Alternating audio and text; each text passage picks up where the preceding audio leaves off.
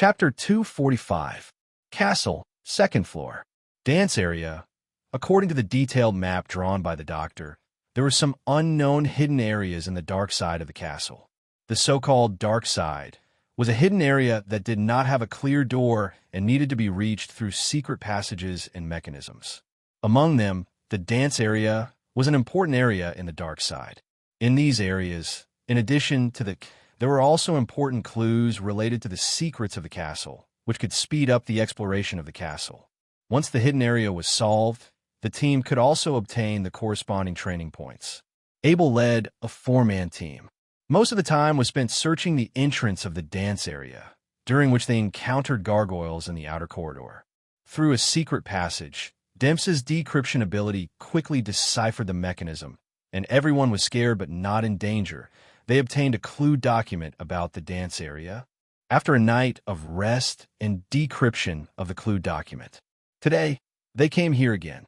Through the refraction problem, they adjusted the mirror mechanism in the hidden passage. The stone door of the dance area slowly opened. In the large and bright area, the walls were made of mirrors. Ballet dancers, using white cloth as a cocoon, hung their bodies in the air to rest. From the figures of these ballet dancers, they should be between 12 and 16 years old. But their faces were wrapped in layers of white cloth, so their faces could not be seen. In the dance room, there were hundreds of ballet dancers hanging in the air. Moreover, according to the records on the map, in the hidden dance room, there was a very senior cadre.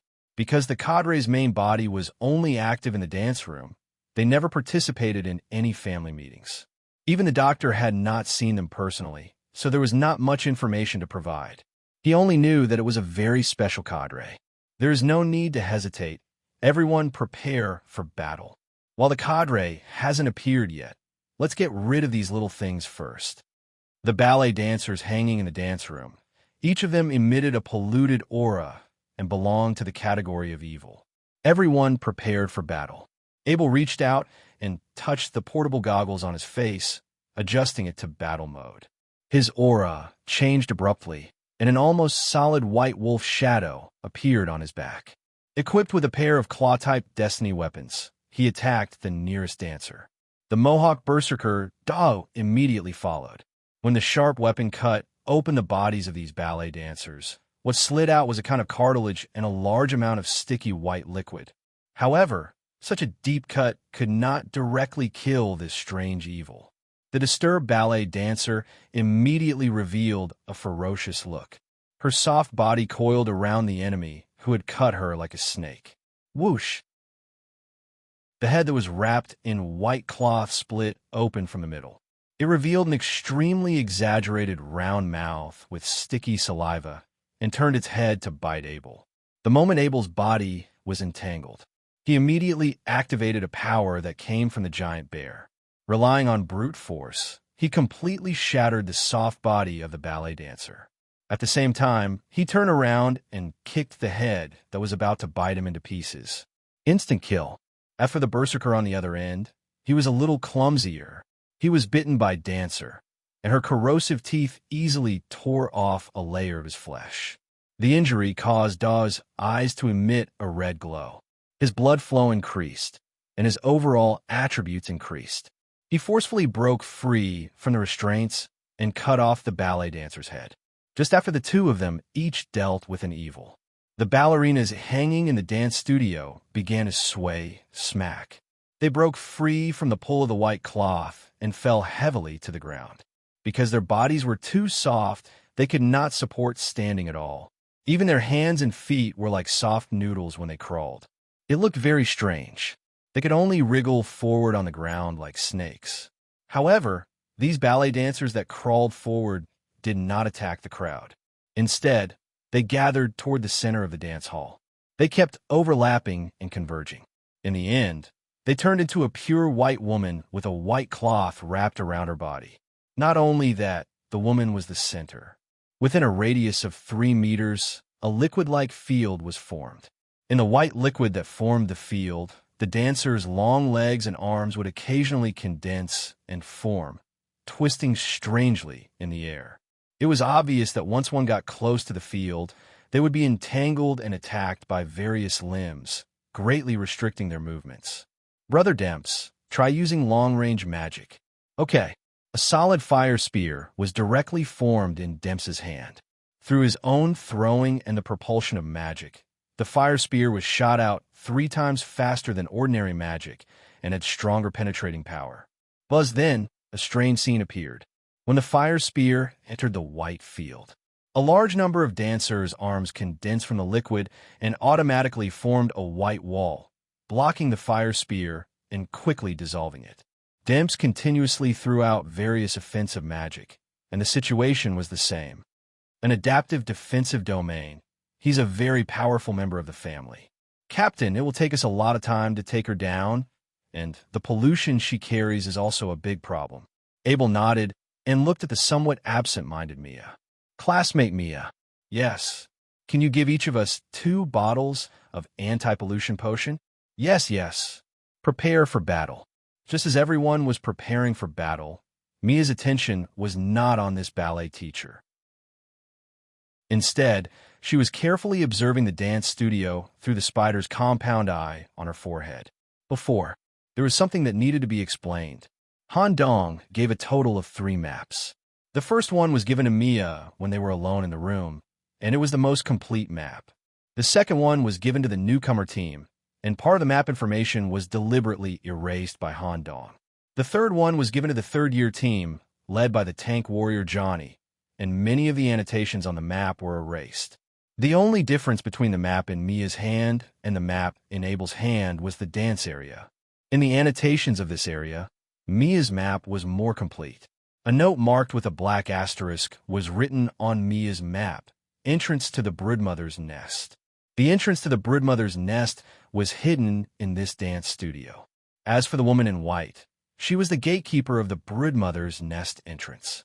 The special task Han Dong entrusted to Mia was to find an opportunity in the dance area to separate from the team and go to the broodmother's nest alone. Just as Abel's team was fully besieging the woman in white, Mia's compound, I found a mirror with a slightly different refraction. In the battle, Mia quietly approached this unique mirror, released the curse power from outside the city, and reached out to touch the mirror. Ding! A ripple spread out on the surface of the mirror, and Mia had already disappeared. Demps, who was responsible for providing long-range magic support, looked at all of this from the corner of his eye. He had a slight smile on his face, and, at the same time, he deliberately made mistakes in the following battle, putting himself in danger and attracting the attention of the deputy commander, Hydra. Chapter 246. Dance Area and the Entrance to the Nest. The cartilaginous woman in charge of the entrance to the nest was essentially a type of ghoul. A highly mutated, deformed species, cartilaginous, could freely disassemble and liquefy. She was one of the most outstanding descendants of the mother. In terms of strength, she was comparable to Barbara, the personal butler who served the Great Lord. White liquid domain. This made it difficult for Abel and the others to touch the woman's body. Even if they could touch it, they could not determine where a fatal point was. There was once when Abel broke through the defense layer and cut off the woman's head. But as the white liquid on her neck surged, another head condensed and formed. Berserker Dun forcefully crossed the white water, and his entire body was corroded. Due to the injury, his berserker blood was activated and he was greatly strengthened. His rationality did not fall below the threshold, but if this continued, his life would inevitably be in danger. As for Demps, because he deliberately used melee magic, he put himself in danger.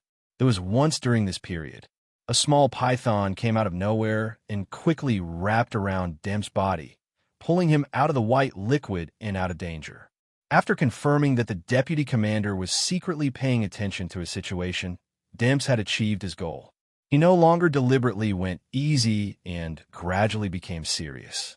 When he took the initiative to retreat a certain distance, he took the iron-covered magic book from his waist and prepared to cast an advanced spell to tear apart the opponent's domain ability. Just as Demps was about to cast the spell, crack, an indescribable bestial aura spread in the area. and one could even faintly hear the howls of hundreds of beasts. Demps temporarily stopped chanting and looked over. He could not help but mutter, Abel, while Berserker Duin was fighting with the target to buy time. Abel also retreated a certain distance. He rolled up his sleeves. He untied a heavy iron ring that bound his wrist. How? Visible to the naked eye, a white gas gushed out from Abel's body. Restrictive device. Abel, you really have a lot of trump cards. Demp smiled. It was a good harvest to be able to see Abel bring out some of his true abilities. Clang, when a heavy restrictive iron ring fell to the ground.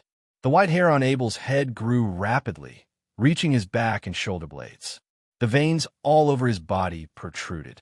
White gas was constantly exhaling between his sharp teeth. A beast domain formed around Abel.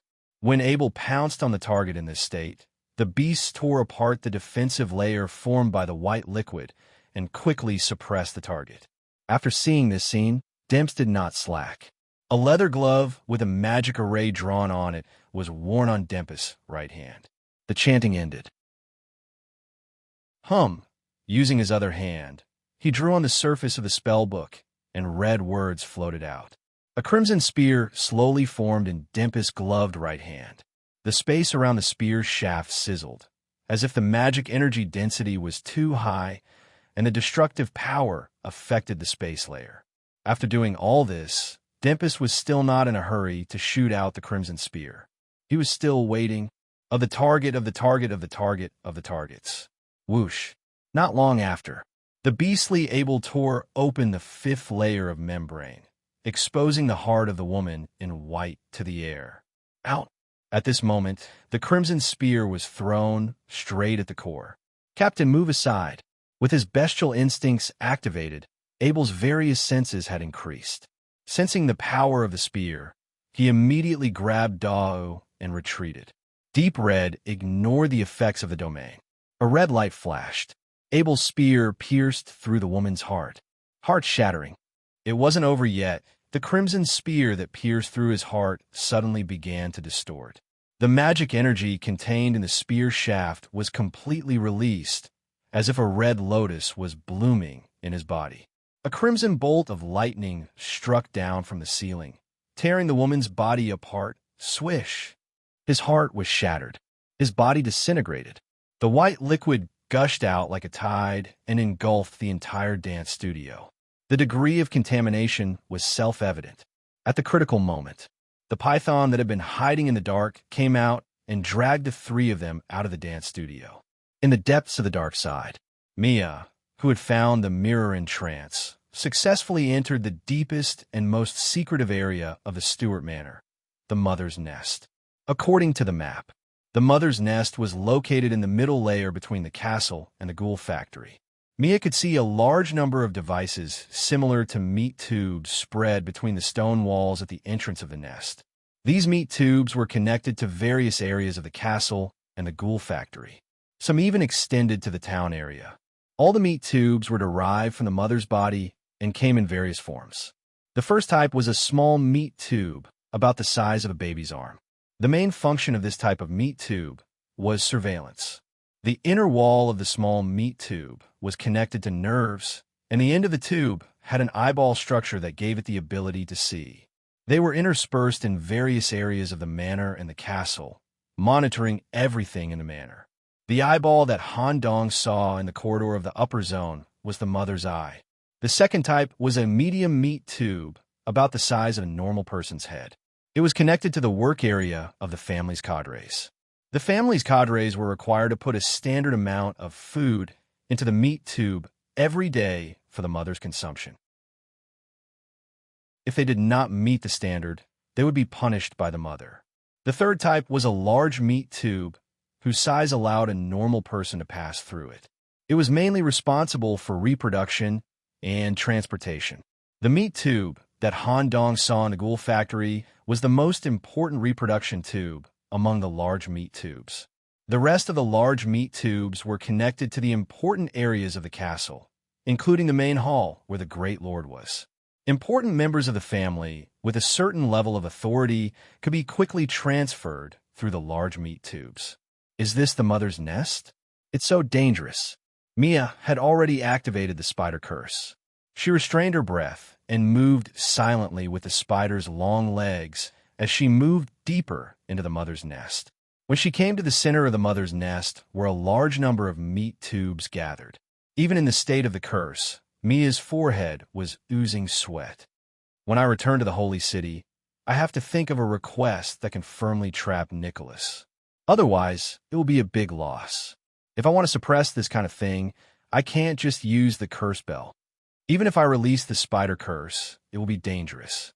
Nicholas, when we return to the holy city, you have to be responsible for him. Mia took out a small bottle of dark purple potion from the inner compartment of the herb bag. She drank in one gulp. Thump, thump, purplish black lines spread from his heart to his entire body. Lost human form. Chapter 247. Han Dong's line of sight returned to him. Due to the loud noise coming from the bottom of the castle, the foundation of the castle had been shaken. Most of the upper zone's family cadres had rushed over to help fight against these human intruders. Only a few cadres remained in the upper zone, and the mother's eyes were monitoring the situation in real time. Now was the best time for Han Dong and Wen Li to sneak into the main hall. After a night of drying the blacksmith's skin, the skin was no longer as hot as it was yesterday. Today, they would continue to sneak in as blacksmiths. Wen Li said she had a way. Han Dong had already been to the main hall once last night, so he was quite familiar with the route. Now, he only needed to rush there. However, things weren't as simple as he imagined. The two disguised as blacksmiths had just walked halfway through the empty corridor when a bone-chilling, bloody aura surged from behind them. If it were a family cadre, it wouldn't be so bad. They just needed to find an excuse using their identity as blacksmiths. For example, they needed to hand over high-quality armor to Barbara so that she could pass it to the Great Lord. However, the person in the corridor wasn't a family cadre or a patrolling guard. It was a three-man team led by Blood Knight Lucius. According to Wen Li's description, this team's standard was one of the best in this training. Lucius had already obtained the key yesterday. Early in the morning, he came to the castle again and used the key to enter the upper zone. This was the variable Han Dong had to consider. It was also the key problem that Han Dong pondered while sitting on the bed while Wen Li was bathing yesterday. This team was enough to threaten the theft plan. He had to deal with this factor here and not let them reach the main hall. You freshmen are really capable. When Lucius saw the blacksmith in the corridor, he immediately knew that there were two freshmen hiding inside. Yesterday, they had been to the blacksmith area and discovered that the blacksmith's corpse had disappeared. In addition, the two freshmen just happened to appear at the entrance of the blacksmith area. Naturally, these two matters were connected. At the same time, the necromancer apprentice in the team made his move. A large number of tiny bone spurs were thrown, not at the blacksmith. Swoosh!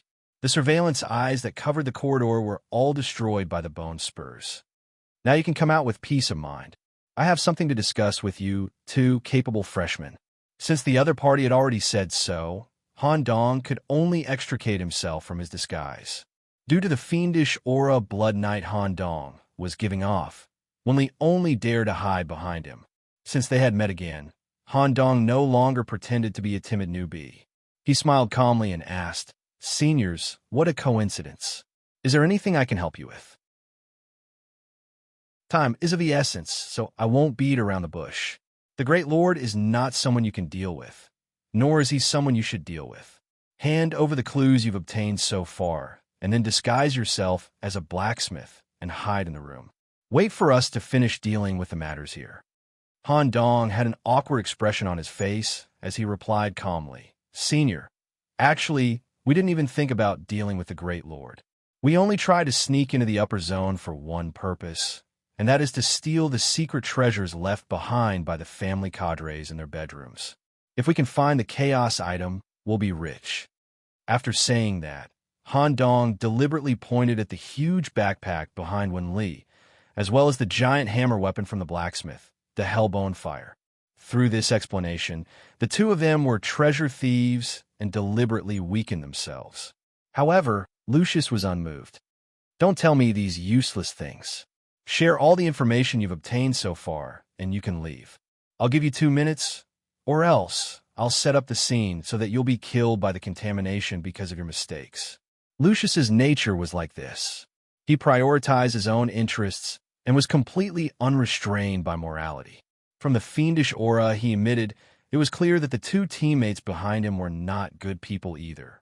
If Han Dong were to fight with this group of people here, he might not be able to win even with the help of the two anomalies. Even if he could barely win, he would definitely be seriously injured. Moreover, he would disturb the elite cadres left behind in the upper zone, as well as the difficult-to-deal with Lady Barbara. At that time, everything would be for naught. This is a map that I've explored. Please take a look, Senior. As Han Dong handed over the map, he continued to explain. When I used the camouflage ability to steal the treasures hidden in the bedrooms of these cadres, I accidentally obtained this map, as well as the method to reach the location of the Arabian Ghoul Lord Stewart. You still need to go up 1 floor and use the secret elevator hidden at the top floor to reach the main hall where the Great Lord is. However, to go to the next floor and activate the elevator, you'll need a key. From what I know, the private butler who lives on this floor can freely go to the main hall, so the key is very likely on her. I believe that Senior also has some clues that can verify the authenticity of this map, right? Lucius took the map and stared at the intricately drawn map. It corresponded to the information that the Necromancer apprentice had obtained from a cadre through the Dead Soul spell. The information that Han Dong gave was indeed correct. The keywords main hall, private butler, and elevator were all in the clues. However, if this was the first time the two teams met, Lucius might have smiled and let the two newcomers leave. Unfortunately, Han Dong had already deceived Lucius once yesterday, and his acting and deception were both very good. Bloody hands, under the dark red armor, 2 eyes emitting a red light could be seen. Lucius reached out. 2 arms made of blood appeared in front of Han Dong and Wen Li. Wen Li, don't resist, Han Dong warned. The bloody arms grabbed the necks of the two and forcefully dragged them in front of Lucius. At the same time, the Necromancer apprentice on the side used his withered fingers to touch the wrists of the two. Ka. 2 multi-layered white bone handcuffs formed and tightly bound Miss Wen Li and Han Dong. The bone handcuffs were not only abnormally strong. Moreover, once they felt an external force, the handcuffs would produce bone spurs that would injure the person bound. At the same time, the Necromancer apprentice also used the bone chains to hold the bone handcuffs in their hands as if they were slaves. Blood Knight Lucius said in a low voice, "If the clues you provided are correct, we will let you leave when we enter the elevator. Until then, follow us well." Chapter 248. Bone Handcuffs. A little excessive shaking will stimulate the bone and cause bone spurs to grow from the inside. Moreover, this kind of handcuffs should be monitored by this senior necromancer. Once we have the intention to break free, he will know at the first moment. It's really hard to deal with. We can only delay it a little. Han Dong, who was led like a slave, cast a don't worry look at Wen Li. Before receiving the signal, Wen Li only needed to wait quietly.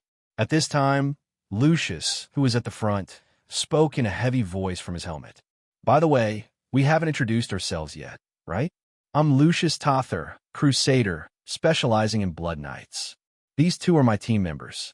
Lun's Fiji, majoring in library, specializing in necromancy, and Jin Mikaziki, majoring in occult, specializing in shadow spells." Occult? Senior. Han Dong glanced sideways at this senior who was surrounded by a dark aura and wearing a skull mask. He didn't expect that occult could also be used as an assassin. However, even though they were from the same department, this senior's sister Jin didn't care about her junior's treatment at all. As freshmen, no matter what means you use to come to the upper zone, it shows that you are very capable. In addition, you can kill, blacksmith, and see through Lun's undead tracking, which proves that you are different from the rest. So, I have to be careful when dealing with you to avoid any mistakes. According to the map, the room not far ahead corresponds to the personal butler of the Great Lord, right? That's right. Well, Lun's Leave the indoor battle to me and Jen. You stay outside and watch the two of them." The necromancer apprentice, named Lunz, nodded slightly. "No problem. Captain, if you can't deal with the target in half an hour, I'll come in to help. I'll take good care of the juniors. Haha." Facing the sealed wooden door of the bedroom, Lucius reached forward. A sharp, bloody gauntlet appeared on its own and easily broke the door lock with a claw. A greasy smell familiar to Han Dong overflowed from the room. Lucius and the other two smelled the disgusting smell and stared at the greasy wall in the inner room. Their expressions changed. The necromancer apprentice Lunze asked, "They don't seem to be ordinary family members. Captain, how about I let the skeleton soldiers guard them while we go in together?" "No need. Jin and I will be enough." After saying that, Miss Jane, who was wearing a skull mask, had her body automatically integrated into the shadow behind Lucius. She seemed to be adept at controlling the shadow. In addition to the goggles, Lucius's eyes were covered with a layer of blood mist to enhance the filtering of pollution. He officially stepped into the grease house. Careful observation would reveal that Lucius's every step seemed to be on the greasy ground. In fact, there was a layer of blood on the soles of his feet that separated the grease, preventing him from coming into direct contact with the grease. While preventing slippage, it also prevented contamination and corrosion. After a while, Lucius entered the compartment where Barbara was in the wax figurine making area. Chirp, chirp, chirp. The oil wriggled. The manufacturing area and the door of the dormitory were sealed by a thick layer of contaminated grease. Only the necromancer apprentice and Han Dong were left waiting in the passage. "Why is this smell so familiar?" Wenli sniffed the grease in the air and suddenly recalled what happened last night. Her cheeks were flushed. At this moment, the necromancer apprentice, Lunz Fiji, who was in charge of guarding the two, lifted his hood. Due to practicing necromancy, his face was thin, his hair was sparse, and there were dark circles under his eyes. Such an image was quite suitable for a necromancer. Han Dong also remembered that in his previous world, employees in a certain industry would also have a similar situation. In addition, Senior Lun's face was covered with a large number of strange tattoos. His two eyes, which were covered with a faint gray mist, stared at Han Dong. "You should belong to the same team as Dimps Martin, right?" "Yes," Lunz asked curiously. "How is he? Is he very powerful?" Recently, the entire library has been spreading information about him. It's not positive information. I heard that he seems to have an affair with the deputy librarian. I really want to see this unique junior. Speaking of this, Lund stuck out a tongue from his mouth and licked his face. "Dimps, he's all right, but I didn't see anything wrong." Han Dong only smiled. Currently, Dimps was helping him. Naturally, he could not speak ill of him here, nor would he reveal the matter of him being a traitor. Lund's attention quickly shifted to Han Dong. "Your disguise ability is very interesting. How'd you do it?" "Suturing." "Oh, no wonder. I heard that suturing masters can perfectly suture the limbs of various monsters onto the body of an individual. Skin suturing for disguise is a basic beginner. It's quite interesting. Don't worry, we won't make things too difficult for you.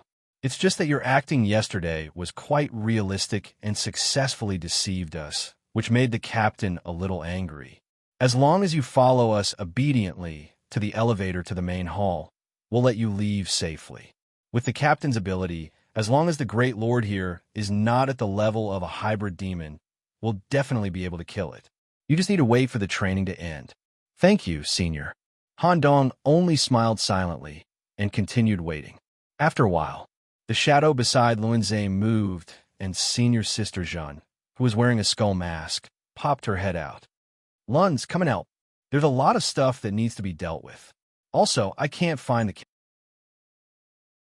Try to use your necromancy to temporarily control this private butler, and ask for the key or ask her to lead the way to the main hall." "Oh, you want me to help?" Lunz did not seem to like entering such a greasy environment. This officer is a little different from the low-level officers. In terms of level, she's not far from a hybrid demon. "Coming quickly. Coming. Coming."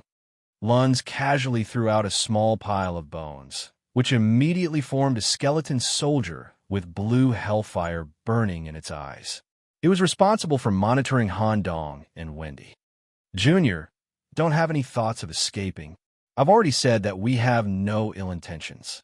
Following this necromancer apprentice, Wendy entered the inner room. Wenli immediately squeezed Han Dong with her shoulder, indicating that this kind of hard-bone handcuff could not hold her at all and that she could break free at any time. However, Han Dong pressed his mouth against her ear and whispered, "Continue to wait. There's no need to rush." Okay. Such whispers made Wenli feel a little embarrassed. At the same time, she looked at Han Dong in confusion. She could not guess what he was thinking. Chapter 249. The grease dissipated and the battle was over. Lucius and his group escaped from the room. Han Dong noticed a small detail.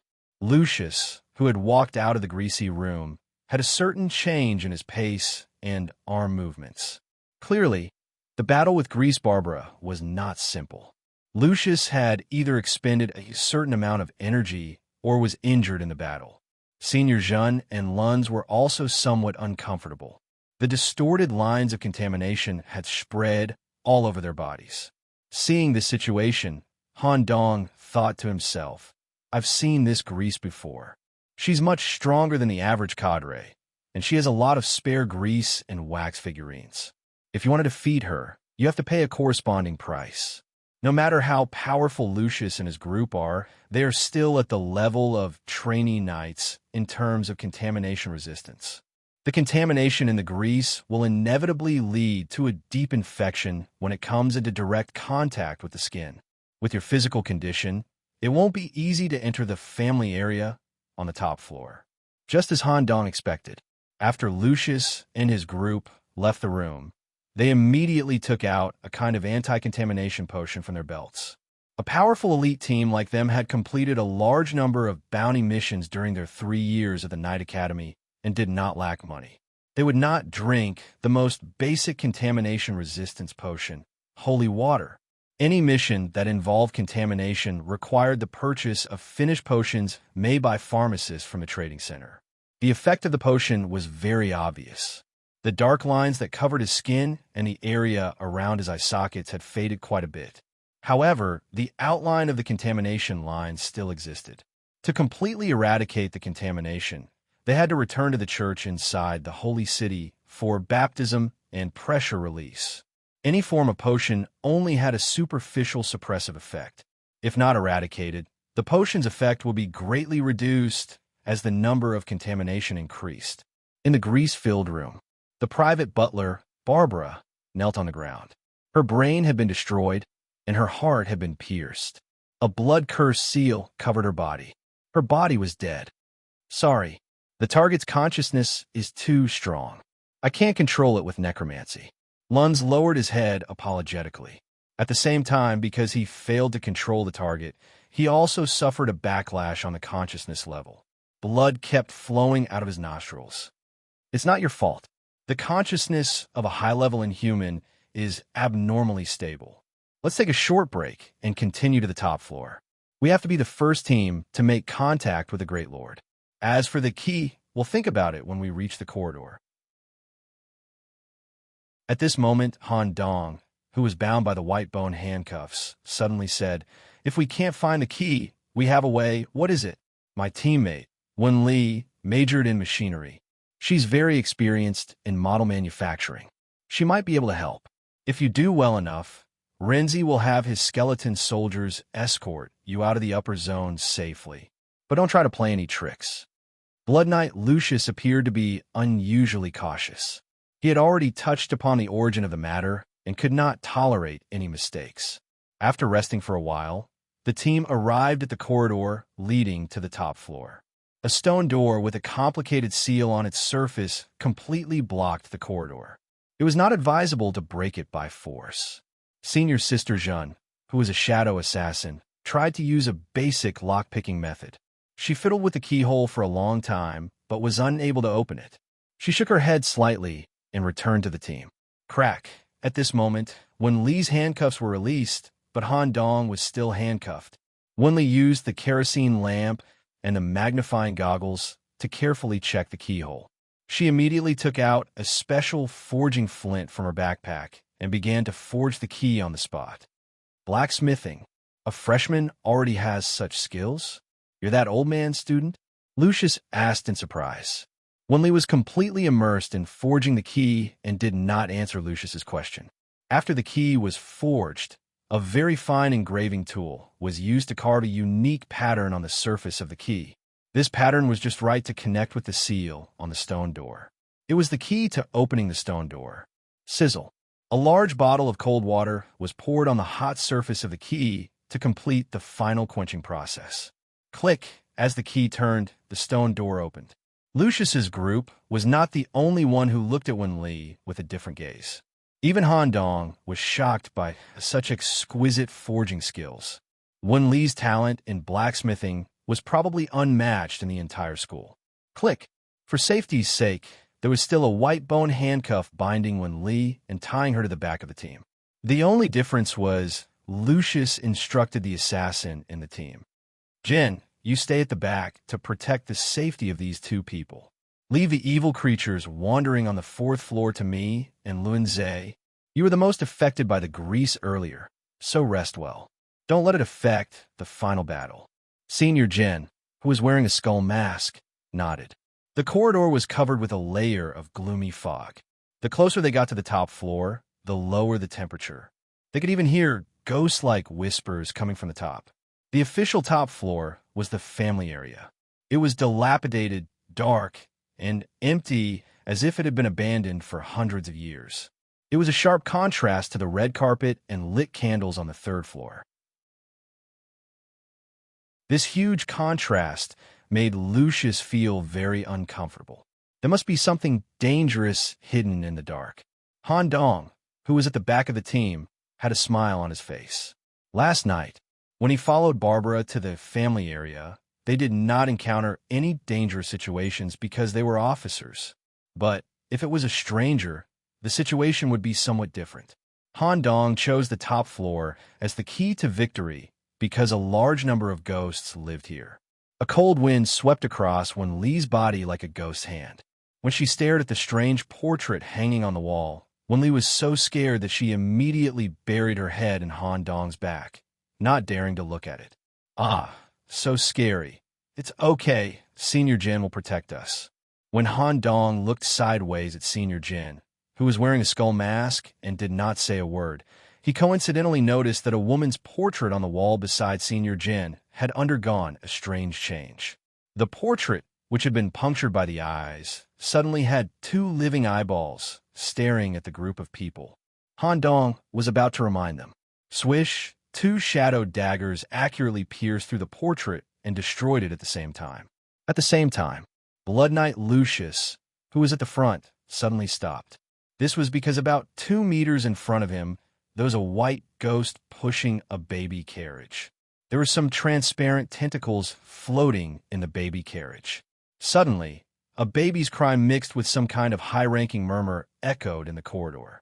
Everyone covered their ears at the same time.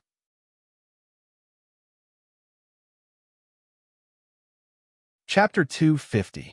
Yesterday, Han Dong was in Dr. Swollen's office, flipping through information related to the mother. He accidentally found a pile of abandoned experimental documents. The information recorded on them seemed to be very interesting. After browsing the information about the mother, he opened the file out of curiosity. Han Dong was immediately attracted by the title Ghost Experiment and the keyword family. As early as more than 200 years ago, the Great Lord wantonly captured foreign tourists. Ordinary tourists would encounter dark scenes they had never seen before and fall into despair. But for outsiders who knew witchcraft, the Great Lord treated them with great hospitality. He wanted them to learn about these supernatural and mysterious spells. He was especially enthusiastic about witches. These witches with Nordic ancestry were often accompanied by nature and had good figures and appearances. The Great Lord forced them to stay and make them his harem. According to the file, there were a total of 13 witches in the Great Lord's harem, all of whom were witches of that era. When darkness fell, These witches with witchcraft abilities survived and gained more powerful abilities. However, the Great Lord was still stronger than them due to his special characteristics. It was difficult for him to escape from the castle. In order to erase the witch's desire to escape, the Great Lord specially selected a witch who had no value and had the strongest rebellious mentality. He burned her alive in the house as an example to others. An unexpected situation happened. When ordinary household servants, heretics, were cleaning up a burnt room, they could see the witches of the past wandering in the room through the mirror. Moreover, the witches would have a severe mental impact on the household servants. The next day, they would die due to the freezing of all their organs. After that, Dr. Swollen personally took over the investigation and officially started the ghost experiment. He tried to use this characteristic of the witches to create a special ghost army for the Great Lord to use. However, the follow-up experiment led to the death of all the witches in the family area. The Great Lord immediately terminated the experiment, and Dr. Swollen's status was seriously affected. As for the process and method of the experiment, it had been completely destroyed and could not be accessed. Rare sound pollution. Cover your ears. When the baby's cry and the woman's laughter spread between the floors, everyone covered their ears at once. At the same time, Lucius waved his hand behind him. Two hands made of blood helped Han Dong and Winley cover their ears. At the same time, while Lucius was slightly distracted, the situation in the pram in front of him changed. A series of transparent spiritual tentacles grew rapidly and shot toward Lucius. Once touched, it would cause contamination on the mental plane. Furthermore, physical attacks were useless against such spiritual tentacles. If it were an ordinary novice knight, he would probably be flustered and randomly wave the weapon in his hand. In the end, the tentacles would penetrate his head, and he would be corrupted due to the direct contamination of the brain's consciousness. Lucius, on the other hand, was calm. His ears were filled with blood, and his sense of hearing was sealed. Whoosh! A longsword engraved with runes was unsheathed. When Lucius held the hilt, the runic grooves on the blade were filled with blood, and the blade was also covered with a unique layer of blood mist. Blood Curse Blue. Excellent fate equipment. It was a perfect match for the main body's attributes, making it one of Lucius's trump cards. Whoosh! The blade swung down. The translucent tentacle broke, and the remnant root did not even have the chance to heal before it was devoured by the blood curse. Die! Under the helmet, a pair of eyes flickered with red light. Cross-slash Han Dong had seen Cass use cross-slash before. This was one of the most basic attack skills of the Crusaders, a super fast double slash. Cass had once used this move to tear open the chest of an adult ghoul. But the cross-slash used by Lucius was completely different. It was like an advanced skill. When the cross-slash was completed, a bloody cross emitting a murderous aura formed in the air and instantly pierced through the female ghost and the baby carriage. Wails echoed through the corridor. The ghost pushing the baby carriage was immediately killed by the bloody cross. So strong. Is this the highest level of strength in the seed-breaking stage? Han Dong was completely stunned by Lucius's combat strength. It was a wise choice not to provoke a conflict head-on. Such a small team was enough to confront a great lord head-on and even win. On the side, Winley was also completely dumbfounded, becoming more and more fearful of this blood knight. Lucius sheathed the bloody sword and instructed the necromancer apprentice beside him. Luns, follow the route they gave us on the map. Use your skulls to scout the way. Okay. Luan Zhe released the 3 skulls burning with hellfire. 2 of the skulls were attacked and lost contact during the scouting process. The remaining skull successfully reached the study. There's nothing wrong with the map itself. It's just that the spirits wandering around this level aren't easy to deal with. Before dealing with the Great Lord, Captain, you need to maintain 100% of your stamina and condition.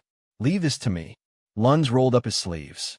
On his skinny arms, necromancy runes were engraved into his flesh and bone. Luns, can your stamina keep up? Lucius seemed to know what Luns was going to do. Don't worry. The study is only 100 meters away from us. Using this ability for a short period of time is just a matter of a bottle of mana replenishment potion. After saying that, Lund pressed his forearms together. When the necromancy runes touched and combined, the terrifying necromancy energy turned into hellfire and burned all over Lund's body. His overall form was changing. Necromancer form. Lund's entire body gradually floated up, and a rather powerful energy gathered in his palms. The eyes on his skinny face under the hood were replaced by 2 balls of hellfire. Through the hellfire, he could detect the movements of spirits in advance. In a dark passage, when a white spirit had just crawled out of a bedroom, Lund gently raised his hand. Whoosh! A large number of bone spikes immediately rose from the ground and pierced the spirit's body. The surface of the bone spikes was covered in hellfire, a flame that specialized in burning spirits. As soon as it let out a scream, it was burned to ashes by the hellfire. In this form, the seed energy in Lund's skull would be consumed at an accelerated rate, and it was not suitable for long-term use. Staring at Lund, who had a skull head, a cloak, and burning hellfire as he floated forward in the air, they felt like they were looking at the Grim Reaper. Any specter that appeared would be imprisoned by Lund immediately and burned to ashes with nether fire. With the Grim Reaper leading the way, the squad moved forward at full speed. As they hurried along, it was inevitable that some spirits would launch sneak attacks from behind. Just as Senior Sister Jeanne used Shadow Kill to fight against these spirits, in the blink of an eye, Han Dong, who was at the back of the squad, had disappeared at some point. When Senior Sister Jeanne reported the situation to Lucius, because when Lee, who was in charge of unlocking the door, was still there, the authenticity of the map had been confirmed, and Lucius could not be bothered with it. If he wanted to court death, they could not do anything about it.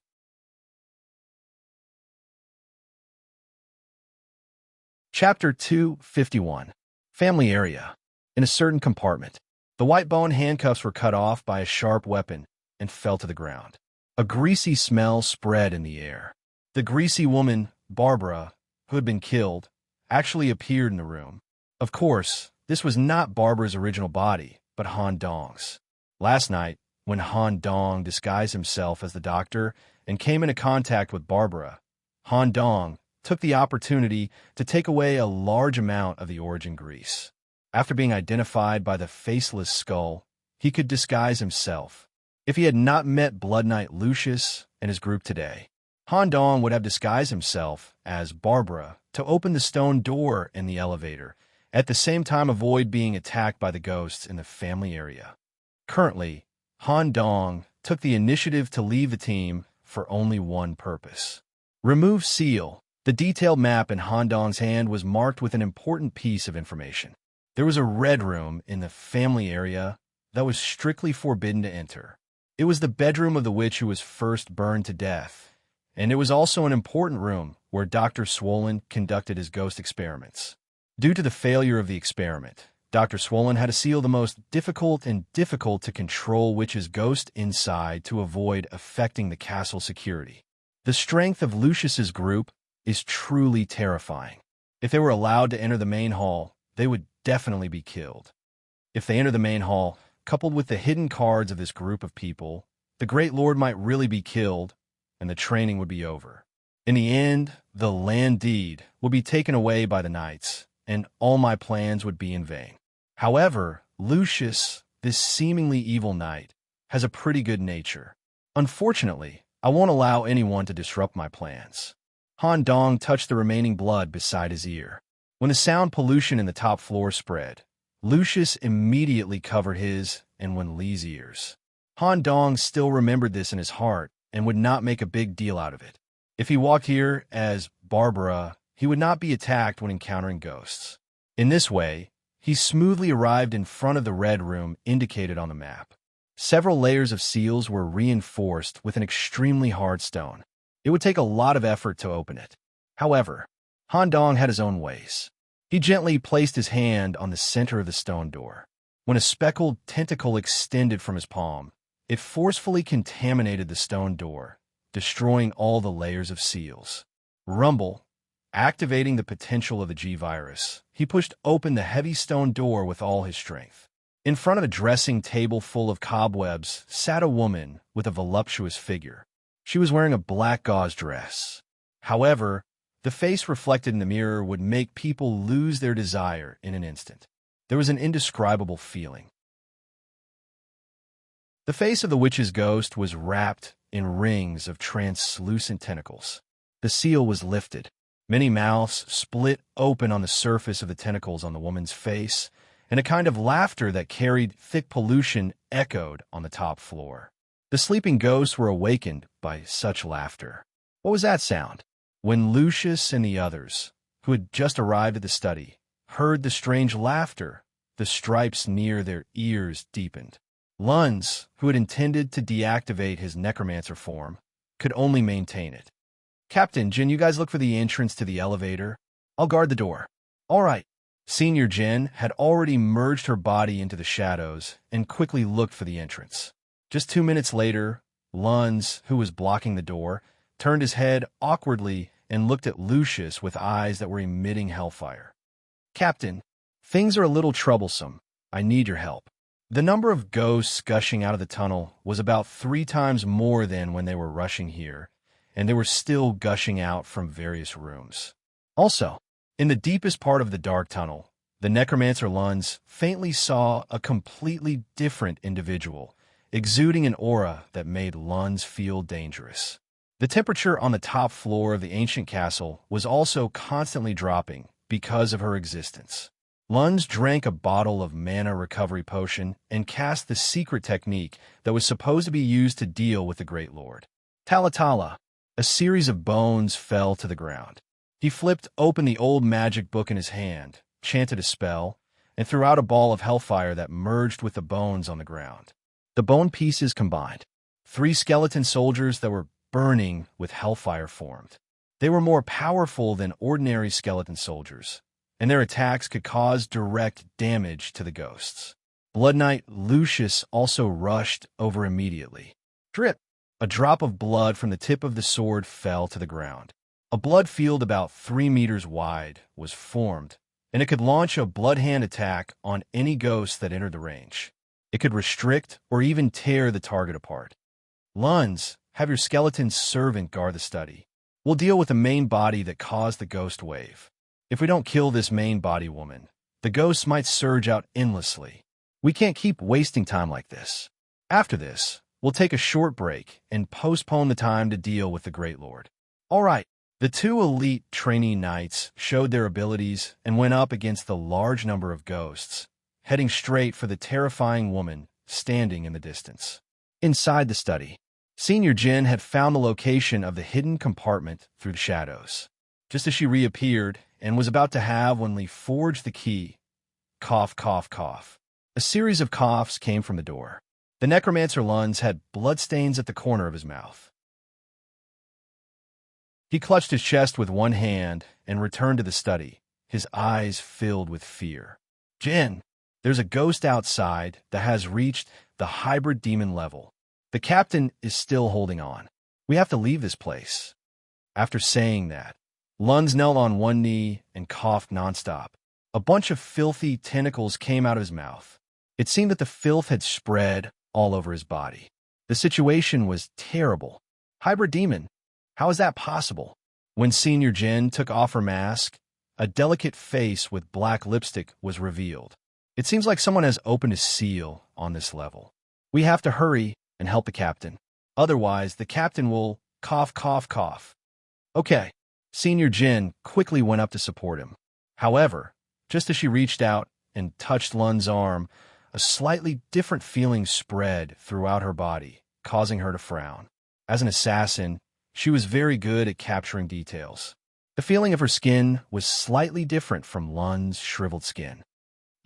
For a moment, an eye suddenly opened above Lun's head and looked directly at Senior Jin. "Senior Jin, I'm sorry."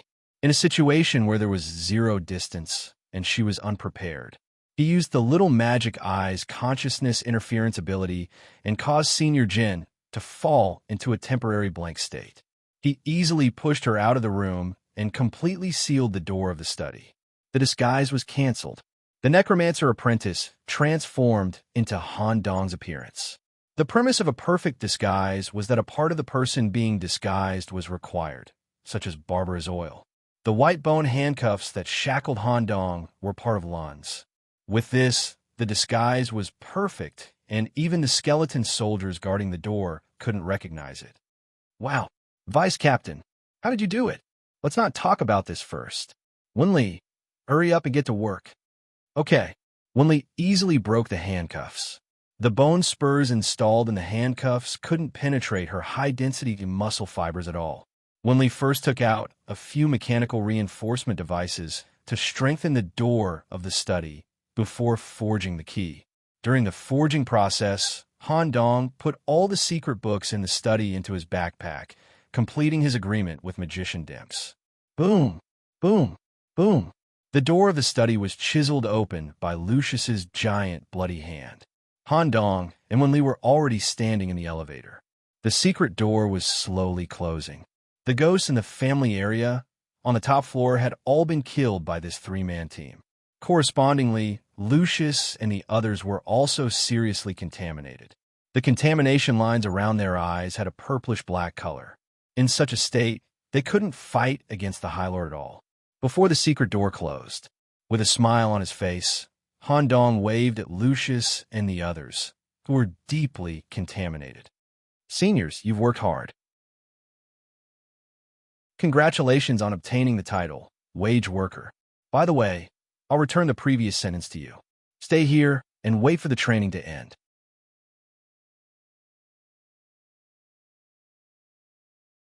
Chapter 252. Crack, crack, crack. Every time the old elevator moved down a certain distance, the sound of machinery jamming could be heard. At such a slow speed, it would take some time to reach the first floor from the top floor of the castle. It was enough time for Han Dong and Wenli to make the necessary preparations. Of course, as the elevator descended, an aura that was completely different from that of the cadre was emitted from the lower end. Wenli clenched her teeth slightly, appearing slightly nervous. She never thought that she would have a direct confrontation with the big boss during her first training. Vice Captain, speaking of which, we offended the Blood Knight. He will definitely cause trouble for us in the future. How much trouble can it be? They even dare to make a move in the academy? Don't think too much. They were the ones who started it. Han Dong did not take this matter to heart at all. If this group of people really wanted to cause trouble after this, Mr. Black and White would help to solve it. Moreover, in terms of individual strength, Han Dong was not afraid of anything. Wenli, take out all the equipment you made in the blacksmith's district. Oh, she took out the equipment that had the same conditions as the Meat Shield Warrior Johnny's team from the huge backpack one by one. Vice Captain, do we have to wear these useless imitation equipment to fight against the Overlord? That's right. Han Dong nodded calmly. Why? These equipment can only provide basic defense. It's completely useless. No reason. Just do as I say. Oh, after saying that, two completely different auras appeared. Clang, clang, clang. The iron chain dragged on the ground, floating in the air along with the fire wick. Togu Gonzalez appeared. At the same time, a woman in red with floating black hair had already gently touched Han Dong's shoulder. Just the gaze under the black hair scared Wenli so much that she sat on the ground and trembled.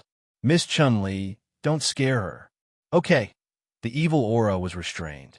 Chun-Li took out a rubber band and tied her hair into a ponytail, revealing a slightly thin and delicate oval face. Because of the evil bead, Chun-Li, who had turned into an evil practitioner, had her lifespan extended correspondingly. She also became much younger. She looked like a big sister who had just entered the workforce. Because the aura of fear on Chun-Li's body had completely dissipated, Wenli slowly regained her senses. So beautiful. Are you Asian? Master told me that the world is very big.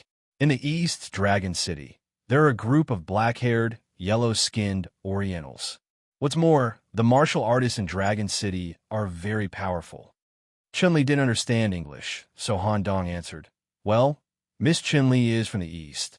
She came from a civilized, harmonious, strong, democratic, and technologically powerful country. Han Dong's description was not excessive. To be able to survive in the form of Dragon City in such a doomsday, it was not an exaggeration. This meant that even in a parallel world, his country was still very powerful. Wow, all right. The elevator is about to reach the main hall. Everyone, quickly put on the corresponding equipment. Toga's height and physique were just right for him to wear Johnny's equipment. Chun-Li put on a cloak and carried a longbow on her back, pretending to be a beast-eared senior in the team. In the team, there was also Fire Mage, Leopold Henry, and Clergy Mage, Hepburn Lawrence. Both of them wore robes that covered their entire bodies and had soft metal armor on the inside. Han Dong and Wen-Li only needed to put on similar robes and cover their faces with a hood to complete the basic disguise. It was not a big problem. Up until now, Wen-Li still couldn't understand the vice captain's purpose. Click, they reached the bottom floor. Because of the equipment, the four of them really looked like an adventurer team from fantasy anime. There was a warrior, an archer, a mage, and a priest. They officially stepped into the castle's main hall, where the final boss of the training was located. The moment they left the elevator, an invisible pressure came from the stone seat in the center. Looking from the entrance of the elevator, they could vaguely see the outline of a huge black human lying on the stone seat. There were no guards here, nor were there any family cadres. There was only the Great Lord. Relying on the light emitted by the skull candles on the 8 huge stone pillars, the group walked along the main hall's path and arrived in front of the stone seat. Han Dong had already seen the Great Lord's terrible condition, so he wasn't particularly surprised. Just like yesterday, a large number of infusion tubes were connected to the Great Lord's body to maintain his physical condition. The Great Lord's soybean-like eyes stared at the group of people who came to find him. There was no sense of anger. You actually managed to avoid surveillance and come to the main hall in advance while most of the intruders were still at the bottom floor of the castle. You guys are quite capable. Since you can come here, it means that Barbara has been killed by you guys. She was considered a very good personal butler. If you continue to train her, she will very likely reach the same height as me. It's a pity that she was killed by you guys like this. The Great Lord's words were not particularly angry. Instead, it was more of a pity for Barbara's death. Since I'm here, let me exercise a little. Click, click, click, click. The gears embedded in the spine turned slowly, supporting the Great Lord from a lying position to a sitting position. White hair hung on the surface of the white bone armor. First, he reached for the back of his head. Whoosh! He pulled out the tube connected to the back of his head that was filled with a light pink liquid. Then, the Great Lord's muscles bulged. Relying on the contraction of his muscles, he automatically pushed out the small tube that was inserted between his muscles. With both hands on the stone pedestal, he used the gears in his spine to slowly support his body. Calculating the time, the Great Lord had not stood up from the stone pedestal for over a year. He had a muscular body that was 5 meters tall, manic white hair that reached his waist, terrifying white bone armor, meter-long sharp claws, and a corrupting aura that radiated from the Great Lord's body. None of them could compare to him. The Great Ghoul, Duilio Stewart. He was the final boss of this training. Once he was killed and the Great Lord's head returned to the town, the training would come to an end. The small team that killed the Great Lord would also receive a unique reward. But the difficulty was naturally very high. Even someone like Blood Knight Lucius had to ensure that he was in peak condition before he dared to lead his team to the main hall. Young human, come and challenge me, Duilio.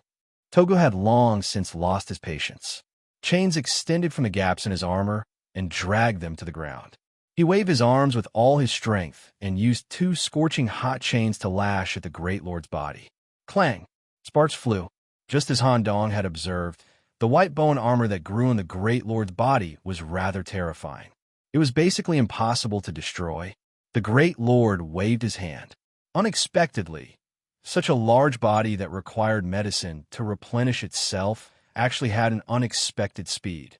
When the palm came, Toga had no time to dodge. Clang! In the blink of an eye, Togu was sent flying. His body was embedded in the wall more than 10 meters away.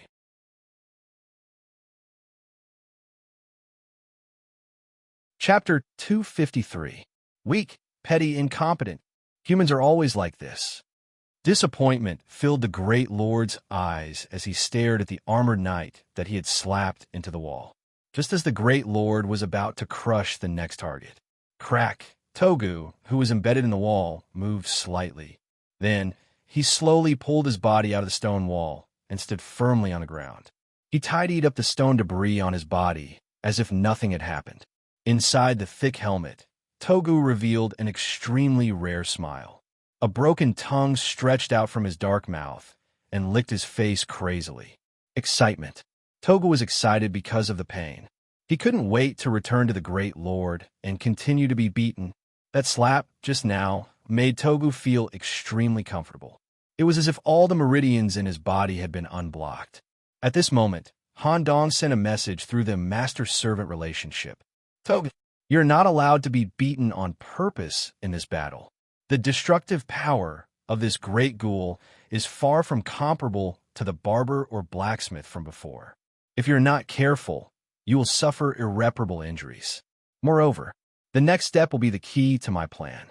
We must completely suppress the Great Lord as soon as possible.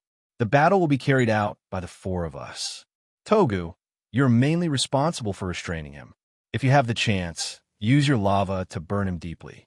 Once you can suppress the Great Lord, I will promise you one thing. After returning to the holy city, I will satisfy you whatever suffering you want. Hearing his master's promise, Togu was so excited that his eyes were rolling. Compared to the temporary comfort now, Togu was naturally more inclined to the long-term satisfaction of suffering. Good. He accepted the request. It was different from the previous battle. Togu entered battle mode at the first moment.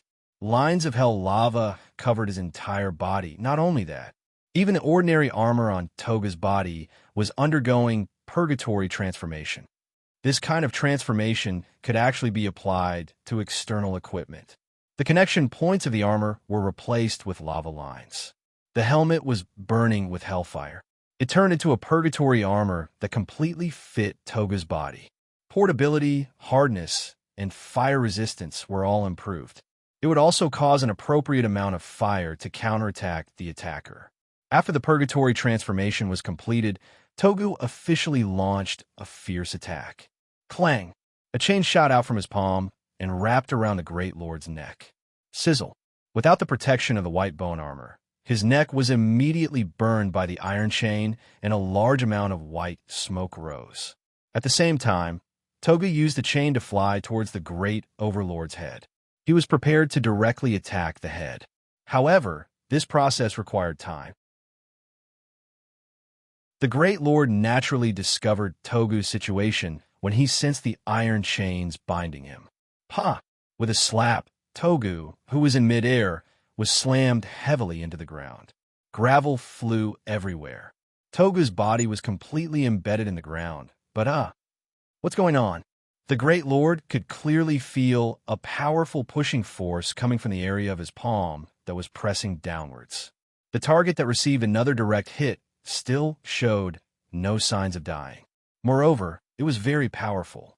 The Great Demon Lord's palm was slowly being propped up. Togu was using a weightlifting posture to slowly lift the Great Demon Lord's palm.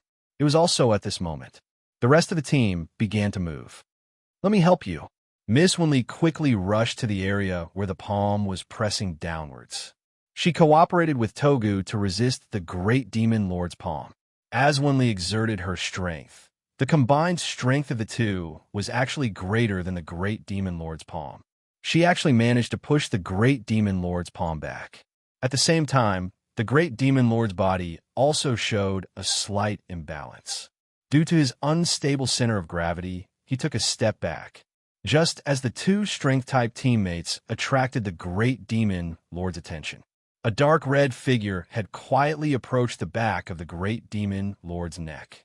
Her body was so light that she didn't feel anything when she stepped barefoot on the Great Demon Lord's skin.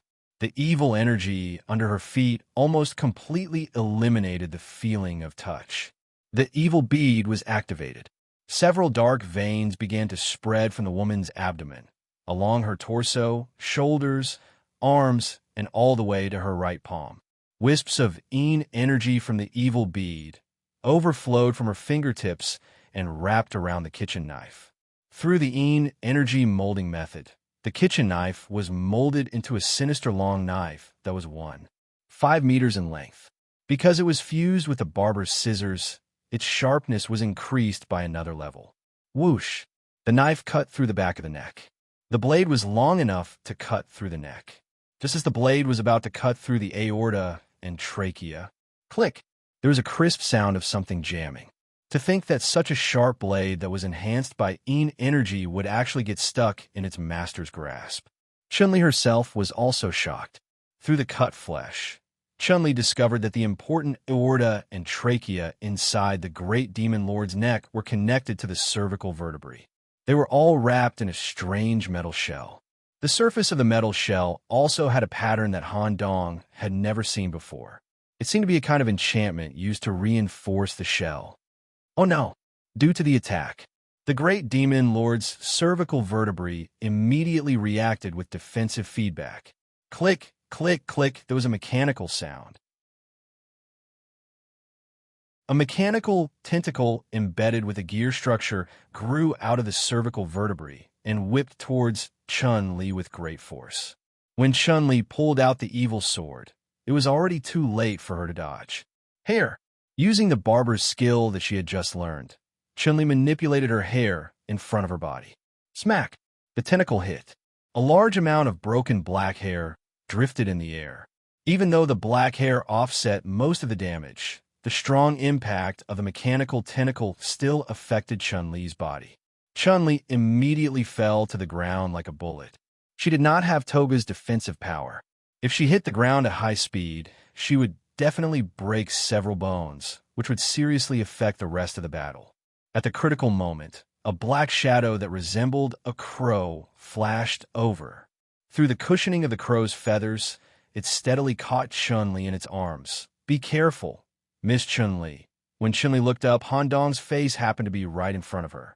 Slightly blushing, she hurriedly turned into a red shadow and stood close to Han Dong. She simply reported the important information that she had captured during the battle. Okay, got it. Han Dong had already activated Little Demonic Eye and stared at the Great Demon Lord's body. The wound on the Great Demon Lord's neck had completely healed in a short period of time. Ultra-rapid regeneration. For such a ghoul, the ability to regenerate was normal. What surprised Han Dong the most was the Great Demon Lord's body structure. When I met the Great Demon Lord yesterday, I couldn't see the true structure of its body because I didn't activate Little Demonic Eye. Now that I look at it, it's really exaggerated. No wonder it needs a lot of medicine to support its body. This Great Demon Lord is really unscrupulous in order to obtain power. In addition to supporting the body, the Great Demon Lord's mechanical spine was also an important mechanical center of the body. A high-level mechanical technology obtained from an unknown source was applied to the Great Demon Lord's body. Every organ was coated with metal, and every muscle was driven by mechanical gears. The spine was the core power source for all of these mechanical operations. No wonder its speed was so fast. It turned out that in addition to the muscles, it was also embedded with mechanical assistance. Moreover, there were seals on the surface of these metals. In other words, if he wanted to hurt the Great Demon Lord, he did not just need to break through the external bone layer. He also needed to break through the internal metal and barrier layer. The difficulty in defeating the Great Demon Lord of the Manor was how to break through its defense. However, Han Dong did not intend to kill him from the beginning.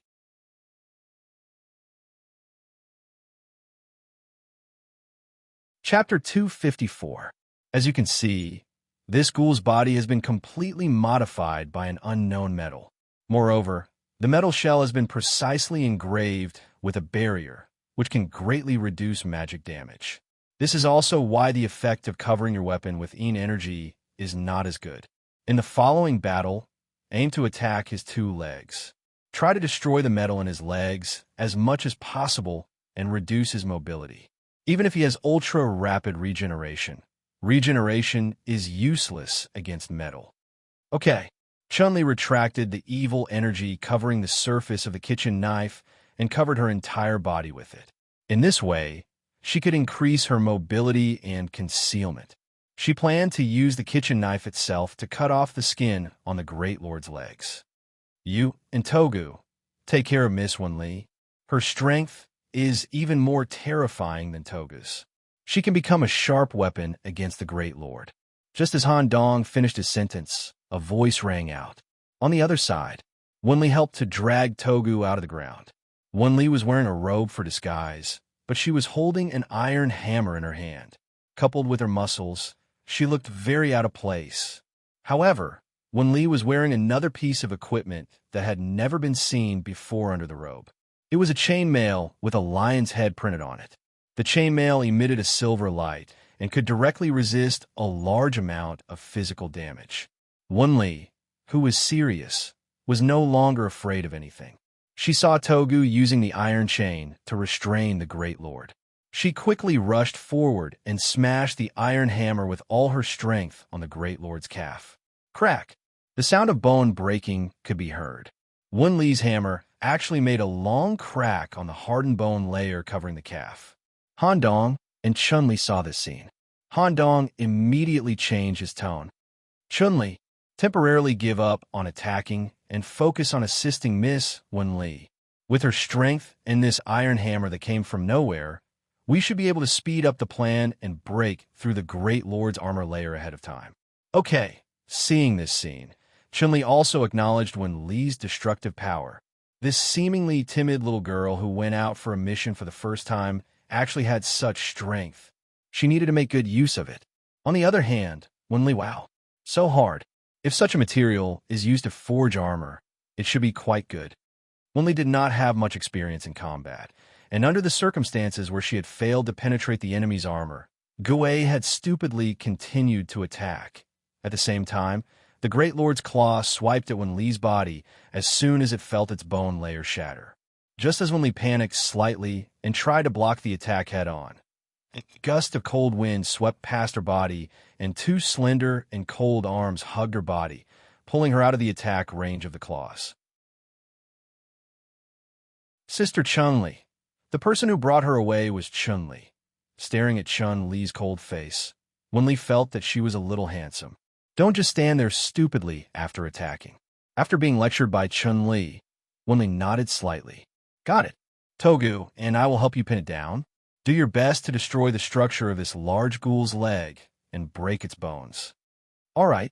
When Han Dong saw this scene from afar, he was no longer worried about anything.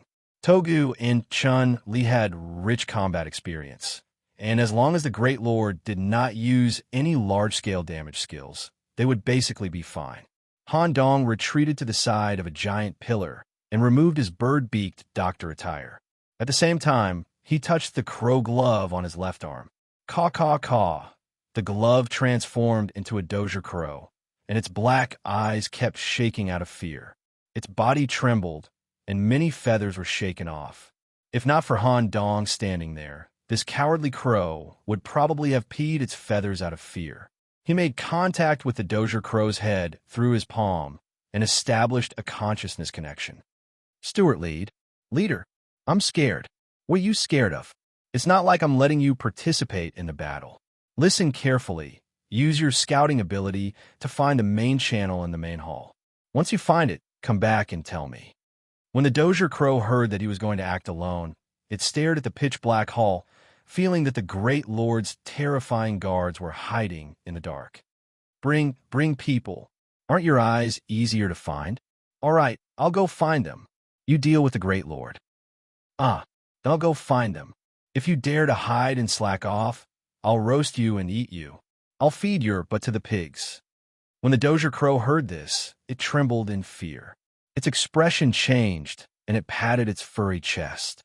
The dozier crow will definitely complete this important mission. I won't slack off. Don't talk nonsense. Go quickly. Han Dong lifted his leg and kicked the crow's butt. Caw-caw. The dozier crow that was kicked away could only bitterly check the surrounding walls of the hall one by one. Han Dong took a deep breath. Phew! If I want to suppress the Great Lord, I have to use all my strength. Since I obtained the G-Virus, I have never seriously used its true power. This is a great opportunity for me to practice. Han Dong pulled up his sleeve and officially revealed his right arm. The disguise was removed. A giant eyeball opened at the top of his arm. The entire right arm's length just reached the ground, and very conspicuous green veins protruded from the surface of the skin. The G-Virus had fully integrated into the nucleus of the cell and encoded a new type of protein, inducing fundamental changes in the individual. The original ghoul arm had completely changed during this process. In Han Dong's biological laboratory, there was a new examination report about the right arm, and its name was no longer mature ghoul arm. G-type, corpse arm, quality, rare, originally excellent. The quality is divided from low to high as follows: gray, rough; white, normal; green, excellent; blue, rare; purple, unique; pink, epic; gold, legendary; dark gold, empire. Weight requirement, 40 points. Basic characteristics, great strength. Provides a strong arm strength to the host. Regeneration. Due to the G-Virus activating the cell potential of the arm area obtains a strong regeneration characteristic. Detected that the host body is also affected by a small amount of the virus. Regeneration is about 1/10 of the arm. Characteristics: 1. Sharp claws, enhanced. Can normally cut stone and metal materials with hardness no more than 400 HP. 2. Cemetery fungus. When causing damage to the target, it will infect at the same time. 3. Adaptive dynamic visual feedback. The giant eye growing on the arm can automatically capture visual information and carry out various stress responses, attacking, parrying, and other actions in advance. The host can automatically turn on and off the feedback function according to the battle situation. Note: this arm has been upgraded at the ghoul arm level with the G-Virus, Advanced Plague. The overall quality has been improved, all attributes have been strengthened, and the weight requirement has been increased. Please pay attention to contain the G-Virus to avoid being engulfed by the virus.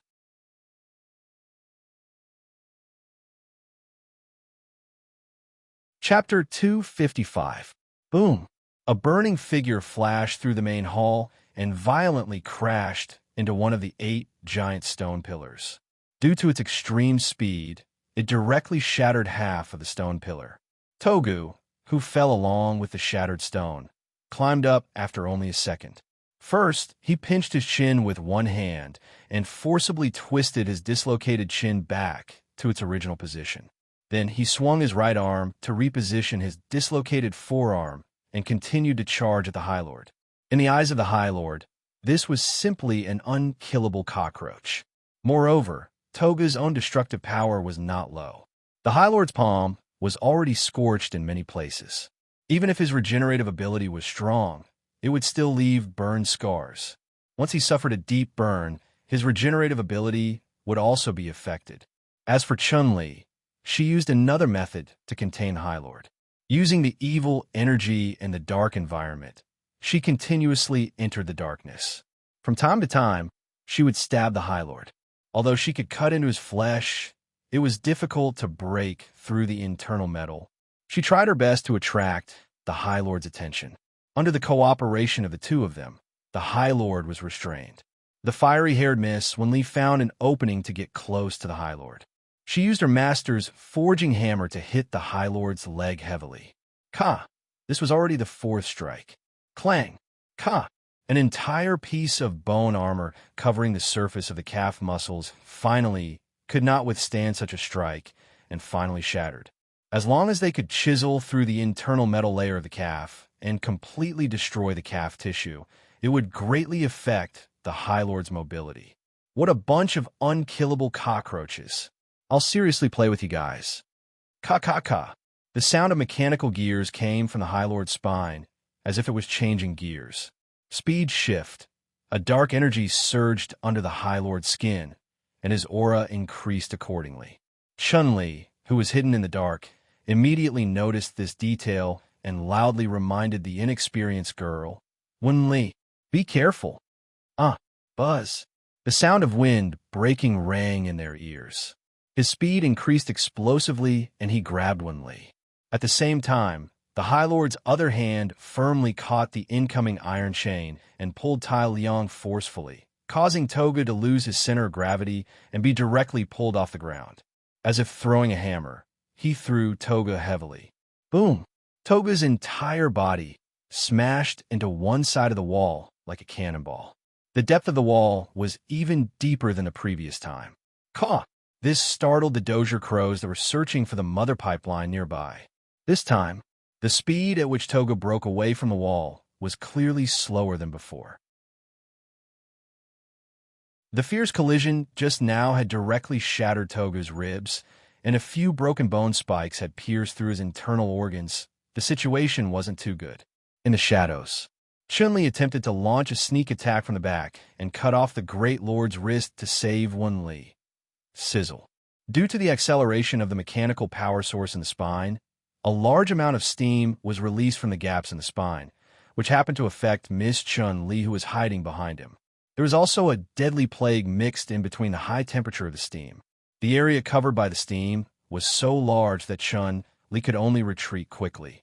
The arm that was slightly touched by the steam would immediately rot and fester, and black abscesses would grow. If the infection continued, it might even become gangrene. Chun-Li gritted her teeth and decisively cut off this piece of flesh. There was a large amount of steam in front of him. This way, Chun-Li was also separated. Lee, who was caught in the hands of the Great Ghoul, was also in an unprecedented danger. A mere human actually has such great strength. Your companions are all very strange. If there's a chance, I really want to give all of you to Dr. Swelling for research. Through cell culture, I can obtain your essence over a long period of time and use it to strengthen my body. It would be a pity to eat you directly. However, a large number of humans are currently invading my territory, so I don't have time to slowly deal with you. He clenched his arms with all his might. The Great Ghoul's arms combined with the mechanical structure of the gears between the muscles far surpassed that of humans. Even with Lee's natural strength, it was difficult for her to find the right fulcrum to exert strength in such a huge hand. She couldn't break free. It hurts. Lee tried her best to support herself with her muscles to protect her body from being crushed. However, under the strong grip, her muscle fibers kept breaking. The pain from her muscle cells made Lee unable to help but cry out, and her body began to tremble. If this continued, Lee would end up with the tragic fate of having all her bones crushed. She would become a human-shaped food that was easy to digest. Lord, don't kill such a good embryo so easily. Extracting her muscle cells can effectively strengthen your ghoul army. At this time, Dr. Swelling's lower body wriggled over. The Great Lord looked at the doctor with a puzzled expression.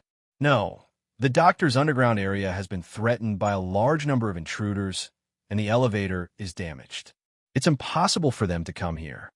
The Great Lord's brain was abnormally clear due to the long-term injection of fresh brain fluid. With only a second of hesitation, he directly stepped on Dr. Swelling's head. How smart! The disguise was removed. See-through. Han Dong quickly turned sideways to avoid the step. With the Great Lord's white bone interlayer as a fulcrum, he quickly climbed up. He came to the Great Lord's head and looked directly at it. Yes, staring at the little magic eye on Han Dong's forehead, the Great Lord actually had an instinctive sense of danger.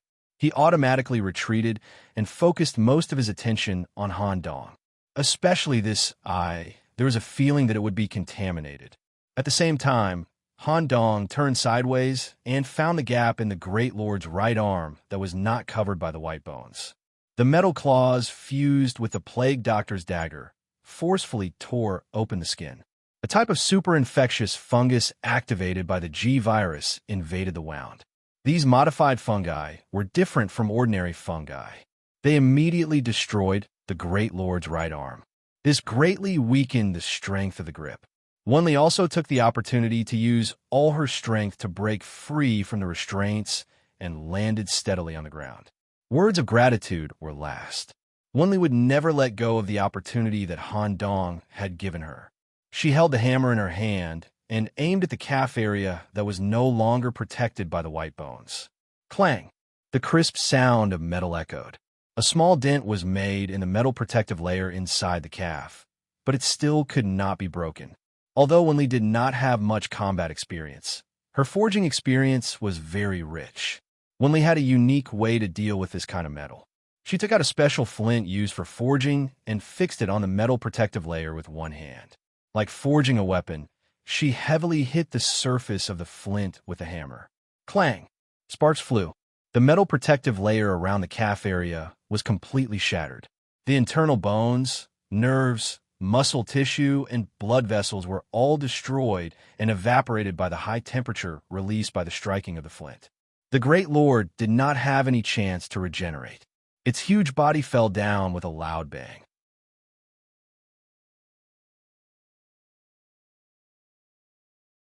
Chapter 256. The High Lord's right calf was completely broken. Just as its gigantic body was about to fall. Asterisk sizzle. Asterisk the pores on the High Lord's body expanded, releasing the steam accumulated in the mechanical devices in its body during the battle. Naturally, it also carried a deadly plague. Han Dong shouted, "Wenli, get out of the way." Even if Wenli's skin could withstand the high temperature, such high-temperature steam could not only carry a deadly plague, but also contaminate the body. Once the steam came into contact with the skin, the plague would invade under the skin. Once it entered the blood vessels and spread in the body, the corresponding contamination would also affect the whole body. Wenli's life would be in danger. Asterisk sizzle. Asterisk the high-temperature steam was released with the High Lord as the center. Wenli successfully retreated. However, outside the steam-covered area, Han Dong's figure was nowhere to be seen. In the steam mixed with black spores, spores are different from ordinary biological cells. They will not completely lose their enzyme activity due to high temperature. The highest temperature tolerance can reach 120 degrees Celsius. Han Dong had no intention of retreating at all.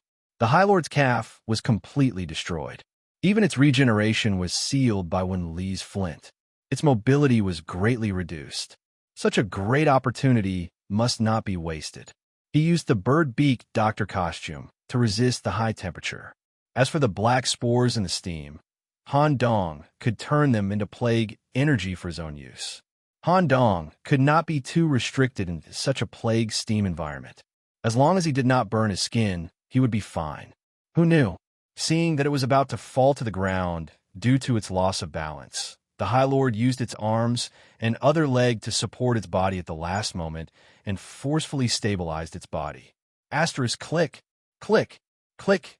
Asterisk the gears in its spine were operating at high speed. Then, something unexpected happened. The right leg was broken. With the release of steam, something seemed to be wriggling in the wound. Asterisk swoosh. Asterisk a series of tentacles grew out. These were mechanical tentacles with a metal cover and embedded with a gear structure. About 7 tentacles grew out of the wound to replace the broken calf and completely stabilize the falling body. When he saw this scene, Han Dong immediately made guesses and deductions. The High Lord lived in the early 19th century, so it was impossible for him to have such mechanical skills. The modification of his body must have been done after he became a ghoul, which was after the Dark Age descended. I didn't hear anything about it from Professor Swollen, nor did I find any experimental data that mentioned the problem of Great Lord modification. This meant that the High Lord's body modification had nothing to do with Dr. Swelling or the Manor's scientific research. In that case, could the intricate mechanical craftsmanship, the embedded unknown metal, and the exquisite engravings in the Grand Lord's body come from the old king he served? Due to the long-term service and the offering of sacrifices, they received corresponding rewards. How troublesome. When the Great Lord regained its footing, it immediately noticed Han Dong, who was not affected by the steam plague. You're not afraid of the steam plague? The eye on your head comes from a higher being. Could it be that you're like me, a human serving a king? No, I'm different from you. You're a dog, and I'm a self-taught genius. I've never served anyone. The Great Lord was not angry at Han Dong's provocation. Instead, it was unusually excited. You've never served a king? That's great. If I kill you, I won't have any worries. If I can completely devour you, I might be able to turn your eye into my possession. At that time, I'll complete my promotion and become a hybrid demon. After it finished speaking, the Great Lord showed a cruel and fierce expression. It extended its right arm, flicked its sharp claws, and suddenly clawed at Han Dong's body. It intended to tear Han Dong's body into pieces, leaving only the head that carried the eye. However, facing the incoming giant arm and terrifying sharp claws, Han Dong had no intention of dodging. He actually chose to straighten his right arm with the GI and take it head-on. See through. At the critical moment, Han Dong decisively made his move. He reached out and firmly grabbed the sharp claws, using the G-virus to stimulate the potential of his arm to forcefully resist. Boom! Han Dong retreated about 2 meters and took the Great Lord's claw attack head-on. A large amount of steam has been released. Your internal power is somewhat insufficient, right? Han Dong smiled. A high-level plague had been released. It went along the sharp claws and reached the inner area of the Great Lord's finger. Han Dong grabbed the sharp claws and pulled them out with force. Whoosh! The 1-meter-long black claws were pulled out by Han Dong. It was so painful that the Great Lord's body trembled, and he let out a painful cry. At the same time, a burning iron chain shot from the outside of the steam and wrapped around the Great Lord's finger, burning the wound. Togu rushed over. His internal organs were injured, but Togu still had no intention of stopping. Instead, he showed a hearty smile because of the pain. His whole body was covered in lava, so he was naturally not afraid of the plague steam. Once the spores got close to Togu's body, they would be burned. Togu, take out all your strength and suppress him. Okay. With a full outbreak, every step Togu took left a lava footprint on the ground. He threw the iron chain with all his strength. The iron chain that was thrown out was like a sharp weapon. It directly penetrated the Great Lord's unprotected finger and went deep into the knuckle. Deep burning, the high temperature of the lava spread inside his body. Even with the protection of the metal layer, it was still painful. Togu also used both hands to pull the iron chain that had completely penetrated the Great Lord's body. Through the effects of strength and pain, he temporarily suppressed the Great Lord. This caused the Great Lord to maintain his bent posture with his arms stretched forward. Han Dong took the opportunity to circle behind the Great Lord and climbed up the back of his neck along the metal spine. His right hand gently pressed against the back of the Great Lord's head, squeak, squeak, squeak. To deal with such a body that resembled a giant, a 1-meter-long tentacle grew out of Han Dong's palm and penetrated the skull. The speckled tentacle could penetrate any material. Even the metal layer that protected the brain was no exception. It wrapped around and went deep into the cerebral layer. For a moment, the Great Lord's 2 soybean-like pupils shrank further and became completely lifeless. Dozier Crow, Han Dong shouted at the top of his voice. Squeak, squeak, squeak. The Dozier Crow's voice came from his side. It seemed to have completed its mission. The steam dispersed. Winley, let's hurry up and drag the Great Lord over. Han Dong and Togu cooperated with Winley. They used all their strength to drag the absent-minded Great Lord toward the wall where the Dozier Crow was. Boom! They touched the secret compartment in the wall. The wall moved and revealed a pipe that could accommodate the Great Lord's giant mother body. It was a passage for transportation. Han Dong stood at the entrance of the pipe and shouted again, Mia! After a while, a response came from the bottom of the pipe. Hurry up! I can't hold on for long here. I've already extended the mother body's hibernation time as much as possible. It will wake up in at most 5 minutes. Okay, everyone worked together to push the Great Lord into this transmission pipe. There was still one last step to the plan.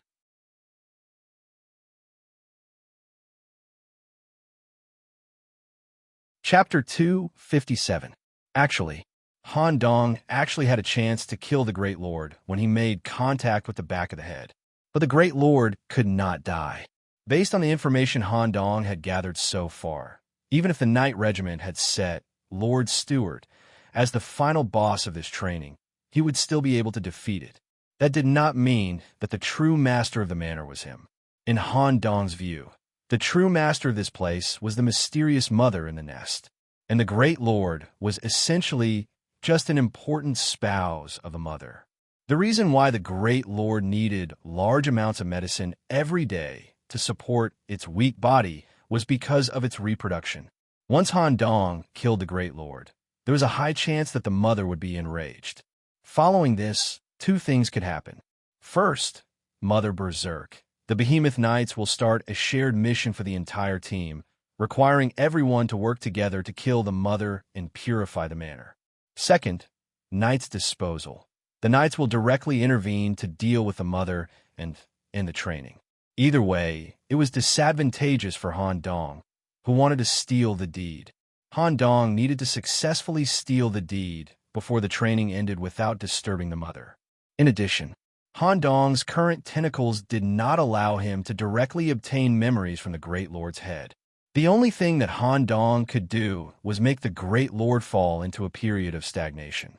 This period of stagnation was very important. Their vision changed. A team led by the tank warrior Johnny, holding the map that Han Dong had given them. They followed Han Dong's instructions and went through the hidden passageway on the first floor of the ancient castle to reach the core area of the ghoul factory. Because Han Dong had already informed Dr. Swollen, Johnny and Johnny were unhindered. Johnny and the others were unimpeded along the way. Only a few ghouls came out to disturb them as a sign of respect. Following the route that Han Dong had marked out on the map, Johnny's team continued to advance through the hidden passageway and finally arrived at a wide hall. 8 load-bearing stone pillars and skull candles were used for illumination. A giant stone throne was set up in the center of the hall. Some of the stone pillars were badly damaged, and the walls still had human silhouettes. Broken stones were scattered all over the ground. It was as if a battle had taken place here. Johnny scanned the spacious main hall. Didn't the freshman say that there would be a senior cadre here? Michelle, can you sense his presence? The beast-eared girl shook her head. She had already activated her Eye of the Beast, but she couldn't capture any living creatures. She squatted down and reached out to touch the scattered stones on the ground. That's strange. This hall seems to have been built not long ago, and these traces of fighting also seem to be man-made, deliberately arranged to look like a scene after a fierce battle. What does that brat mean? At this moment, coo coo coo. The parrot hanging on the waist of the beast-eared girl kept chirping, conveying the danger signal. Boom! The giant stone wall mechanism at the side of the hall automatically activated. The interior corresponded to a huge, fleshy passage. It should be the senior cadre that the brat mentioned. Prepare for battle. If we can kill an important member of the ghoul nest, we'll definitely earn a lot of points. Johnny took his strongest defensive stance and was prepared to take a beating in advance, creating the best space for his teammates to attack. The parrot hanging on his waist kept chirping. The beast-eared girl, Michelle, felt that something was wrong. Captain, be careful. Once we notice that something is wrong, we'll retreat immediately. Okay. The sound of a huge object sliding and rubbing came from the fleshy passage.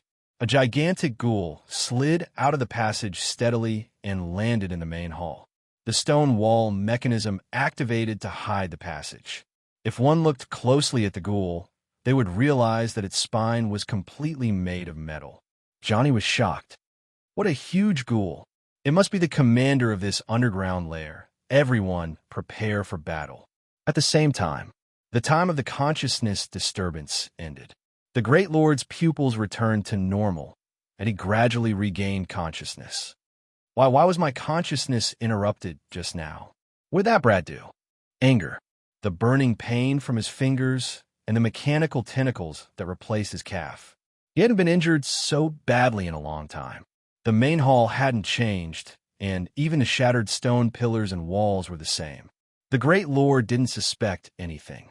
At the same time, the 4 familiar intruders attracted most of the Great Lord's attention. Their armor, cloak, and equipment were all the same. But these 4 intruders felt a little different. However, because his consciousness was still a little blurry, and his injuries were more serious, and he was angry, the Great Lord only wanted to clean up the intruders as soon as possible. Just as the two sides were about to fight, a third person arrived. Dr. Swollen wriggled the tentacles on his lower body and rushed here. His face was full of fear, and his hand were holding his head that was constantly swelling due to nervousness. Great Lord, this is bad. My detection device has sent an alarm. Your treasury seems to have been invaded. Although the doctor had made mistakes, he had put a lot of effort into the manor and built the ghoul factory himself. He was deeply trusted by the Great Lord, and this time it was Dr. Swollen himself who had rushed here. In retrospect, the Great Lord had indeed entered a period of stagnation. This is bad.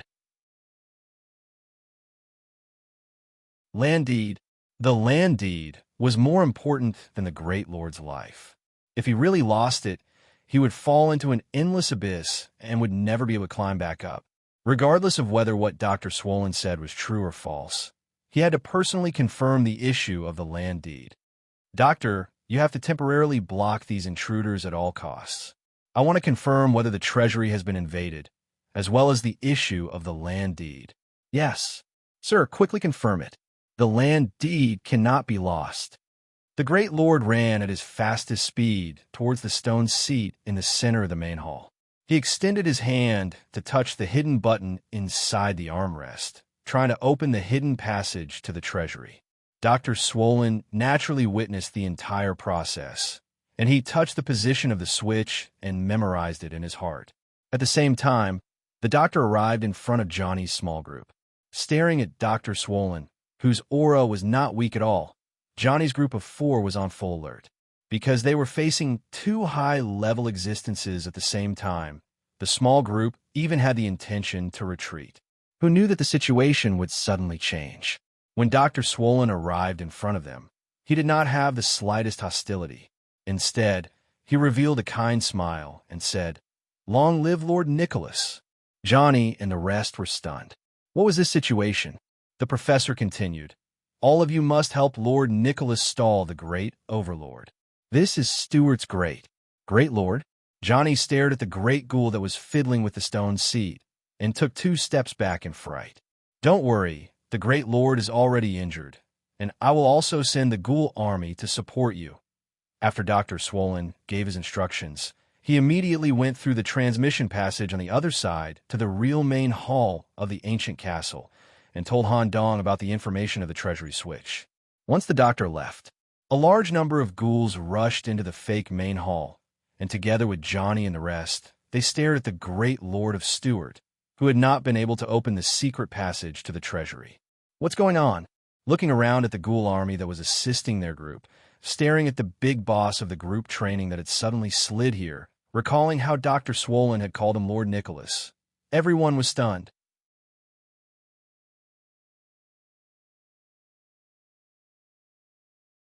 Chapter 258. Guru. The conveyor pipe moved. Dr. Swollen moved as fast as he could from the fake main hall of the ghoul factory to the real main hall of the castle. "Doctor, I've been waiting for you. How's the situation?" When Han Dong asked this question, he could not help but feel a little nervous. After all, from the battle just now, he could tell that the Grand Leader was a very cautious person. Everything is going well, because the Grand Leader has not been injected with brain fluid for a long time, and because of various external factors, he was not able to discover the problem immediately. According to your plan, Sir Messenger, we have successfully obtained information about the treasury. Where is it? Dr. Swollen was very loyal to Han Dong, the Sir Messenger. He quickly moved his lower body toward the stone throne while holding his head with both hands so that he would not accidentally sprain his neck if he moved too fast. He reached out and pressed a hidden button on the stone throne. Rumble. At the bottom of the stone throne, a total of 5 layers of heavy stone slabs descended one by one, revealing a secret passage that led to the treasury. The passage was just wide enough for the Grand Leader to pass through. I guess that the Grand Leader would sit on the stone throne all day and not get up for several years. The treasury must be related to the stone throne. Hurry, even if Senior Johnny's team cooperates with the ghoul army, we might not be able to hold on for long. Togu, Chun-Li, go back and recover from your injuries. Miss Wen-Li, the rest is up to you. Okay, because the two anomalies had been covering Wen-Li the whole time, Wen-Li was almost unharmed in the battle with the Grand Leader. Physical exhaustion was not a problem for Wen-Li. However, Wen-Li stared at the loyal Dr. Swollen and could not figure out the identity of the vice captain. Sir Messenger, shall I go down with you? No. Hurry and find a place to hide. After I obtain the title deed and change the owner's name, you will take over this large manor. If you follow me, I might not be able to take care of you when I need to escape. Understood. Then this little one will retreat for now and wait for the good news. Dr. Swollen retreated.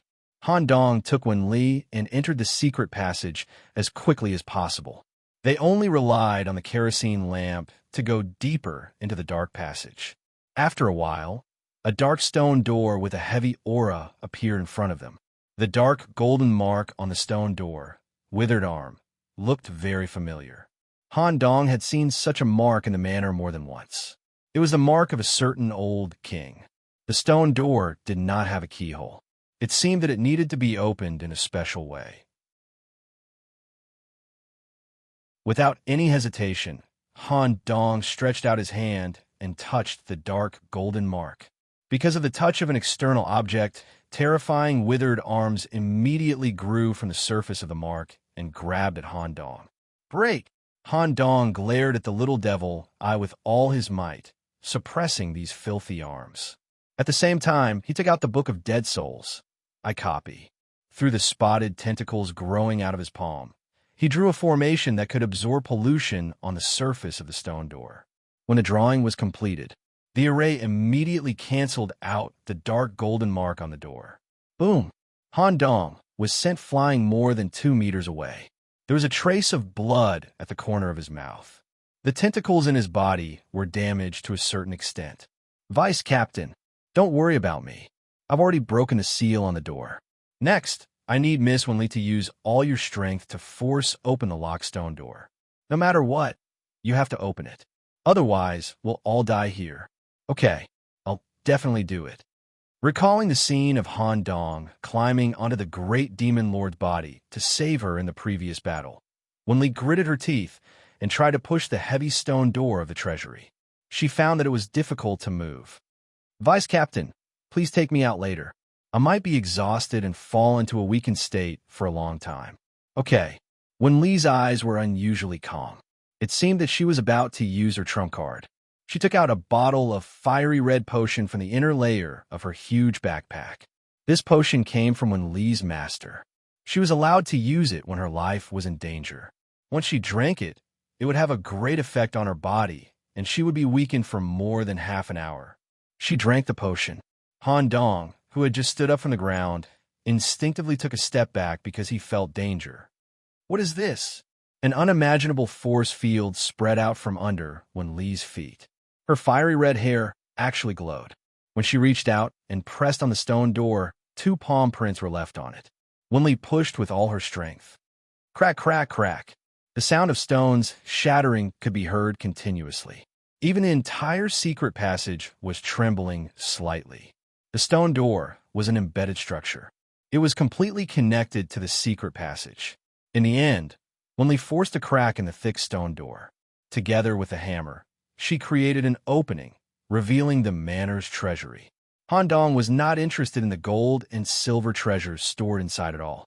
Taking advantage of the fact that the potion in Wen-Li's body had not disappeared, he broke through the 3 protective layers inside the treasury and came to the circular room in the deepest part of the treasury. The final goal of Han Dong's plan was placed on the round table in the center, the land deed. A strange language was written on it that humans could not read. It would even cause visual pollution. However, Han Dong's little magic eye could understand it. The signature at the end, M.O., was very eye-catching. After carefully observing that there were no traps in the final room of the treasury, Han Dong covered his palm with his tentacles and grabbed the land deed in the safest way. The moment he touched it, he felt a piercing pain. At the same time, the Great Lord, who was in the fake main hall, felt a piercing pain in his brain. This kind of feedback meant that the contract had been stolen by someone else. The Great Lord, who was originally killing ghouls, suddenly froze. His soybean-like eyes became lifeless. His arms hung down. He just stood there in a daze, allowing the ghouls to crawl all over his body and eat his flesh. The Great Lord muttered, "Losing the land deed is unforgivable. I, Duilio Stewart, have disappointed you, Master. I do not have the qualifications to become a hybrid demon. I do not have the qualifications to protect this land. I do not have the qualifications to continue serving you. However, I cannot let this land that belongs to you fall into the hands of others. Master, I will use myself as a medium to welcome your arrival." Whoosh! The Great Lord used his sharp claws to pierce through and open his chest. A sacrificial imprint engraved in his body was activated. The ghouls crawling all over the Great Lord's body were affected by the sacrificial array and were slowly sucked into it. The Great Lord's body was also swallowed by the sacrificial vortex in the process. For a moment, all the night watchers and behemoth knights who were wandering around the manor felt their hearts palpitate. Something was coming for them.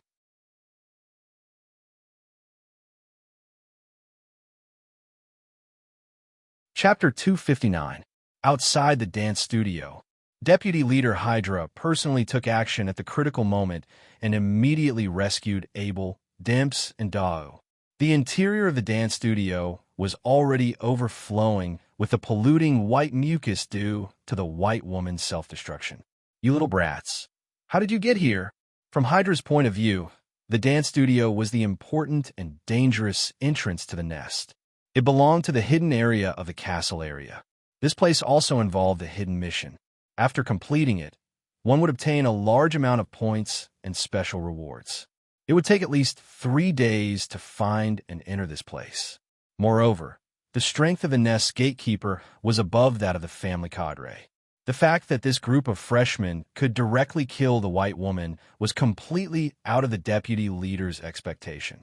This also made Hydra more interested in Dimps, this handsome freshman. At this moment, Mia, whose body was covered with white mucus, crawled out of the dance studio alone with difficulty. She pretended to be deeply polluted and twitched pitifully. Although Mia was a bystander during the battle and disappeared on the way, the pollution resistance potion that Mia created really helped everyone. Regarding this, Captain Abel was not biased at all. He immediately took out the backup potion from his waist and helped Mia drink it. Even if the pollution pattern faded, her body was still in a weak state. Most of Hydra's attention was attracted by Dimps, who deliberately got injured. She did not have time to examine Mia, who accidentally entered the nest. Currently, it was unbelievable that Mia could come out alive. You little brats are really capable. Because you discovered the hidden area and killed the senior cadre, your points have reached the good standard. Let's stop here for today. Go back and rest. Just as Hydra was about to leave, a strong feeling of palpitating heartbeat. What's going on? In an instant, she sensed danger. The degree of danger was enough to wipe out the entire behemoth knights who were responsible for the work related to the manor. This feeling is somewhat similar to when the knights encountered the old king during the expedition. For a moment, a horrifying and unbearable scene appeared in Hydra's mind. In the past, she was just an ordinary member of the Order of Knights who followed the main group on an important Order of Knights expedition. In just one night, the 3 commanders were heavily injured, and a large number of knights were killed. The expedition was forced to stop. Due to her innate snake instincts, she managed to escape by hiding in advance. The throbbing in his heart at this moment was very similar to that night. "Hurry and follow me back to the town. The training is over. Prepare to evacuate." Hydra's decisiveness was immediately displayed in such a situation. Even though it was just a fleeting feeling of fear, Hydra was still able to make the right decision without seeing the danger with his own eyes. Outside the city walls, anything can happen. These words were engraved in Hydra's heart. He released several pythons and quickly carried the rookie team back to the town. Vice Captain, Nicholas, and Wenli are still in the castle. Abel was still worried about his two teammates. I know, you don't have to worry about these things. After returning to the town, Hydra immediately rushed to the communication center. The captain, Vulture Kinney, who was in charge of all command and communications, had also just made a decision. Sound the danger alarm. All the knights were to move out and bring the rookie team back to the town. They were to be prepared to evacuate at any time. Vice Captain, what happened? Kinney was also terrified because of the throbbing feeling just now. I don't know. I'm afraid that something unexpected has happened in a place that we can't monitor in the castle area. There's a certain probability that the old king who owns this land will personally descend.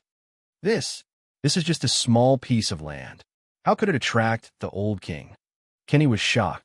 Outside the city walls, anything can happen. We have to prepare for the worst. Get the nearby knights to prepare the carriages. Once more than 70% of the rookie knights return, evacuate immediately. In the castle's treasure area, Han Dong, whose palms were full of tentacles, had already grabbed the land deed in his hands. The plan was a success. However, the tingling feeling just now made Han Dong feel very uncomfortable. Currently, the effects of the medicine that Wenli had consumed had worn off. She was leaning against the wall and gasping for breath. Her face was pale and weak. Moreover, the contamination from the battle with the Great Lord had also appeared on the surface of Wenli's skin in the form of dark lines. We have to leave here quickly, just as Han Dong was about to carry Wenli on his back. Buzz. A burning pain came from the back of his left hand, and the yellow seal appeared. Thick fog covered the treasury. Tentacles emerged from the fog and weaved together to form the mysterious yellow-robed person. Senior. Han Dong quickly bowed his head.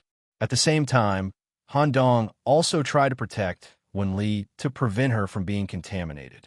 However, he found that the white tentacles in the fog not only did not cause any harm to Wenli, but also absorbed the contamination in her body in reverse. A terrifying voice came from under the yellow robe. The situation is a bit complicated. Little Mo seems to be fine today. He actually responded to the call of a low-level servant. Although I only need to negotiate, and Little Mo will obediently return and transfer this land to your name. But I'll have to waste a small favor. So, you should return to the holy city on your own. Don't be caught by Little Mo, or you'll be miserable. Lastly, you must keep the title deed well. We'll contact each other when you return to the holy city. As soon as he finished speaking, several white tentacles grew out of the fog and wrapped around Han Dong and Wenli. In the blink of an eye, the two appeared at the entrance of the town. Wenli's weak state was completely erased, and even part of her memory was erased. She did not remember anything about the yellow-robed person. She looked at Han Dong with a cute face. Vice Captain, why are we here? However, Han Dong stared at the castle with a serious face and did not listen to Wenli's question at all. Layers of black fog had shrouded the whole castle. Something was about to descend. Not far away, the knights had taken out all the carriages, including the spare ones, and were ready to evacuate at any time. Han Dong's face was extremely ugly, and he clenched his teeth. The information given by the yellow-robed person just now made his back ooze with cold sweat. Things have turned out like this. We must go back alive. Han Dong patted the glove he wore on his left hand. Zekro, quickly hide in your tribe. Gain Forest will also usher in a disaster. Ka. The Zekro's face was full of horror. Naturally, it felt something and immediately flew back to the forest area. Han Dong pulled Wenli and rushed back to the gathering place of the carriages. He happened to meet up with Abel and the others. Nicholas, how did you come back? There's no time to explain. Quickly get in the carriage. Yes. Captain, use your special identity to ask Corporal Kinney to come over. I have something to report.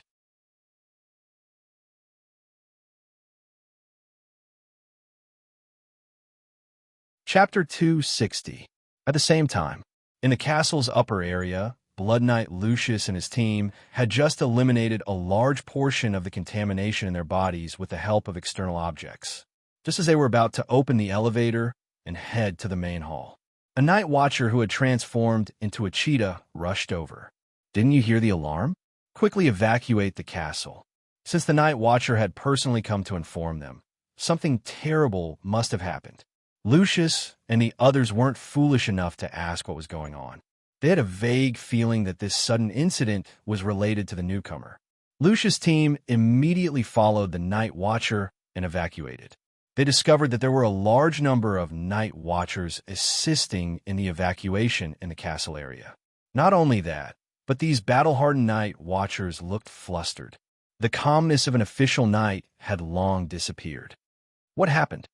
When they stepped out of the castle, Lucius froze for a moment. A large amount of black aura overflowed from the ground and stuck to the walls of the castle. It condensed into a rather terrifying black fog cloud in the sky. It was slowly forming some kind of mark. What the hell happened? On the other side, at the town's evacuation point, as the newcomer's leader was Captain Keeman's most beloved eldest grandson, the carriage was even more luxurious.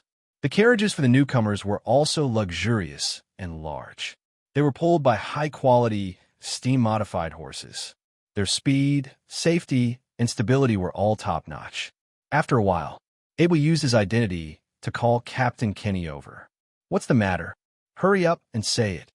Han Dong could not possibly say that he had stolen the title deed and attracted the attention of the old king. Instead, he passed a piece of paper over and used Mia as a shield to explain, "I'm sorry. When Mia from our party accidentally fell into the broodmother's nest, she saw many of these markings on the walls of the nest. It seems to be related to the sudden incident. 2 capital English letters were written on the piece of paper. M.O. Kenny grabbed paper and instructed him seriously, "Don't worry.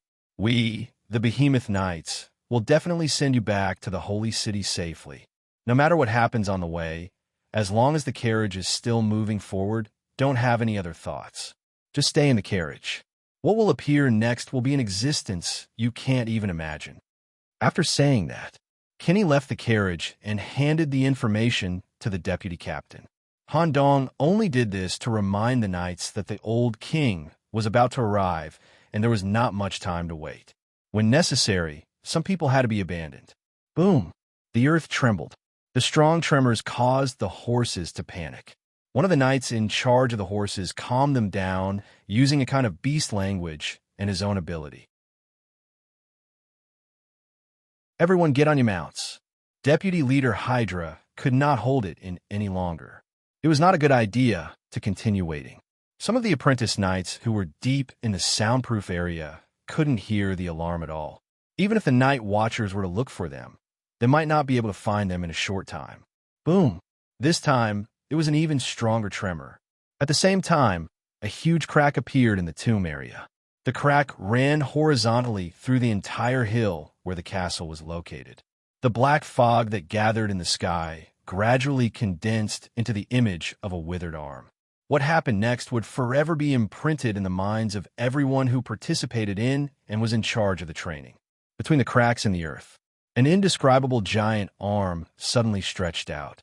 This arm was exactly the same as the withered arm imprint that Han Dong saw. This palm alone completely covered the castle where the great Lord of Stuart lived. Hundreds of millions of dark green tentacles wriggled on the dark palm. Millions of skulls were embedded in the flesh of the palm.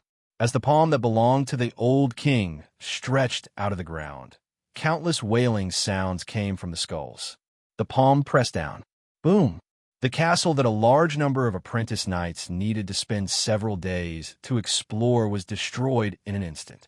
A few apprentice knights who were still in the castle or in the surrounding area could not escape in time. It was impossible for them to survive such a disaster.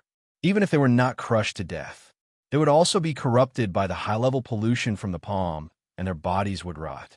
However, this kind of pressure was just the opening move. The old king that had already descended from the ground needed to slowly push his body out of the ground. "Everyone evacuate." Hydra's voice resounded in the ears of every knight, freeing them from the heavy pressure brought by the giant hand. After the last few members of the Knight Regiment and the apprentice knights got on the carriage, everyone evacuated. The luxurious carriage that the freshmen rode and rushed at the front of the team. The second captain of the Behemoth Knight Regiment, Vulture Kenny, crouched on the top of the carriage to ensure the safety of this batch of important freshmen. In such an unexpected situation, he had to ensure the safety of the commander's beloved grandson. I didn't expect this thing to come in the carriage. Han Dong and the others naturally saw the terrifying scene of the giant hand through the window that had the function of goggles in the carriage. Other than Demps, who looked at Han Dong with a strange look, the rest of the members were shocked to a certain extent. Even Mia gritted her teeth and did not act like she usually did. She was very clear that all of this was related to Han Dong. Mia put her mouth close to Han Dong's ear, her face slightly ferocious. Why did it become like this? Keeman did not lead the operation this time. This Deputy Commander Hydra is not good at group operations. Once we are caught, all of us will die. I don't know. It happened so suddenly. I hope we can escape. I hate you. Let's talk about it when we get back. During the conversation between Han Dong and Mia, his eyes did not leave the rear window for even a second. He was watching the situation in the direction of the Stewart Manor the whole time. Just the palm alone was the size of an ancient castle. Han Dong could not imagine how big the old king, who was called Little Mo by the yellow-robed man, would be, even if the steam carriage could reach the speed of the cars in the previous world. Under the pursuit of such a giant, it was basically impossible to escape from the manor 69 kilometers away to the Holy City. When the old king completely climbed out, the indescribable black figure had completely covered the sky in this area. Not only Han Dong and the others. The entire Gain Forest was about to attract the biggest disaster in 10 years. Everyone transformed into beasts. The Deputy Commander Hydra ordered it this time. The Knights of the Behemoth Knight Regiment all transformed into berserk beasts corresponding to their bloodline and joined the ranks of the carriage to increase the speed of the carriage. At the same time, caw, caw, the sound of crows cawing came from the forest. Han Dong first caught a crowman standing at the end of a branch not far away. Then tens of thousands of crowmen appeared one after another and all gathered in this area. Seeing this scene, Han Dong could not help but smile. This cowardly crow is still useful.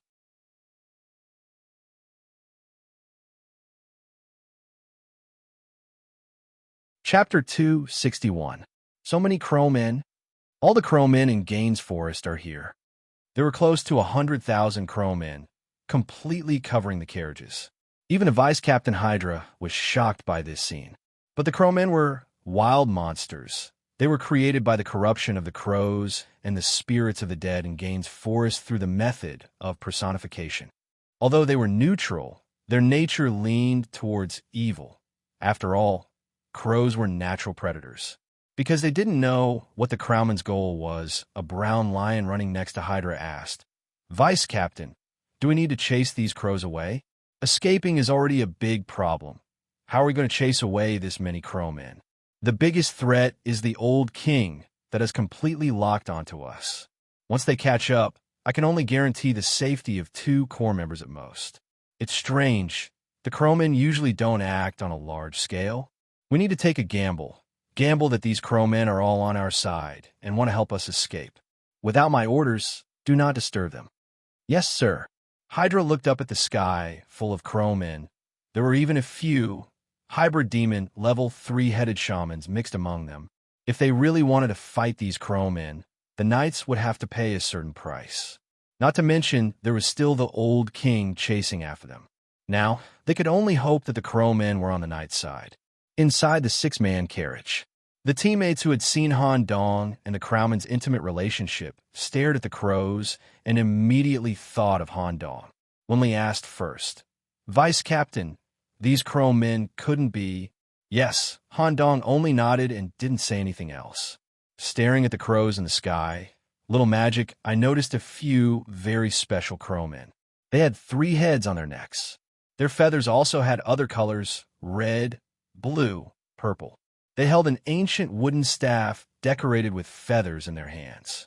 It even felt like there were many eyes hidden in their feathers, constantly observing the forest. They gave off a very thick crow aura. These are the elders of the tribe that the Dozier crows mentioned.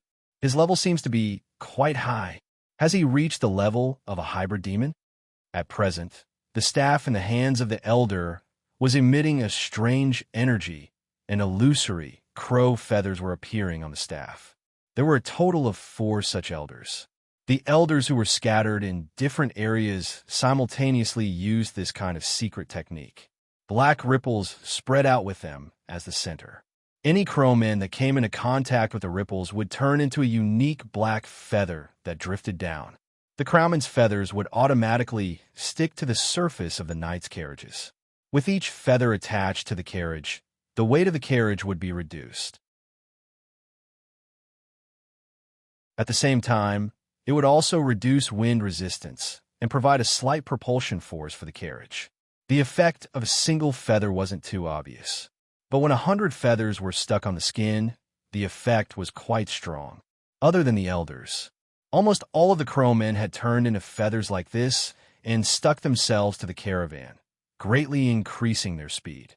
If this goes on, perhaps he could survive. At this moment, Han Dong felt something approaching and immediately opened the carriage door. A special crow with a circle of blue feathers around its neck, quickly flew into the carriage. When it landed, it immediately turned into a 3-headed crowman. A powerful aura spread out, stronger than any of the family members in the manor. This was one of the elders of the crowman tribe in the Gaines Forest. The eyes on the 3 heads, as well as the eyes hidden between the feathers, stared at Han Dong at the same time. Then the 3 crows lowered their heads slightly.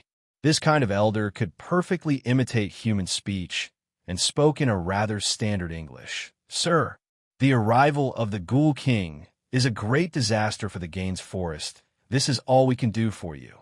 I hope we can help you return to the human settlement smoothly. Sir, thank you. Sir, I need to confirm something.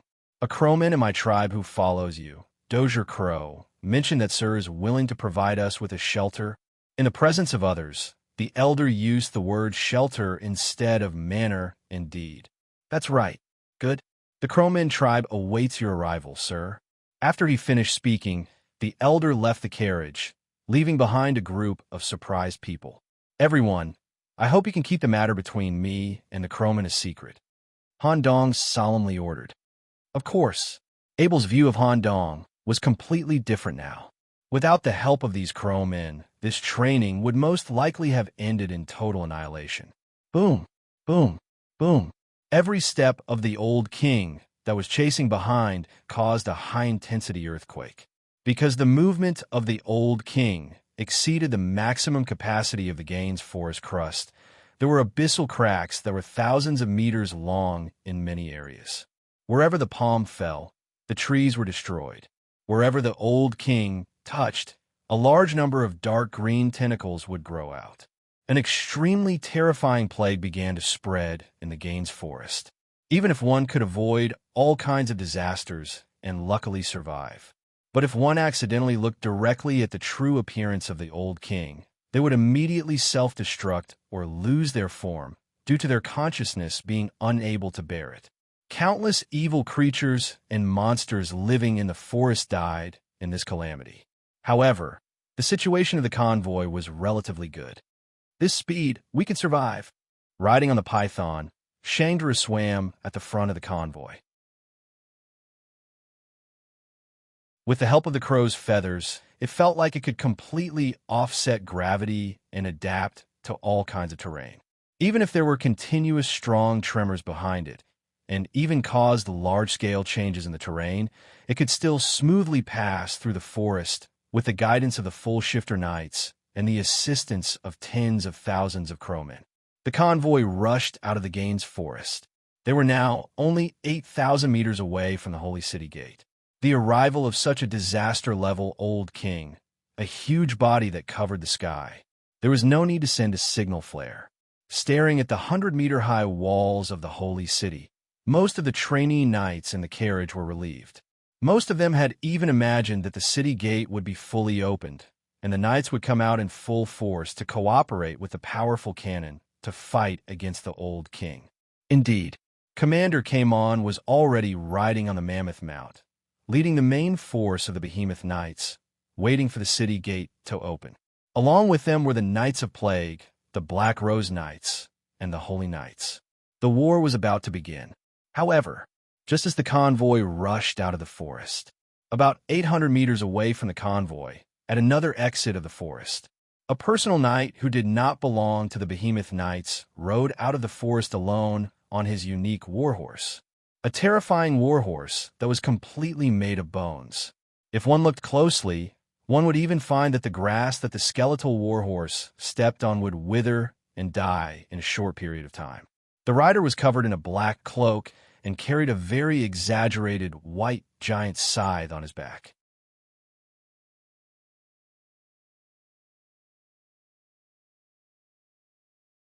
Chapter 262. Deputy Leader Hydra, who was riding on the black python, immediately noticed the mysterious knight coming out from the other side of the forest. A skeleton warhorse that fed on death. A huge and exaggerated white scythe. It was like a god of death wandering in the world. Such a scene even made Hydra mistakenly think that his team was about to die.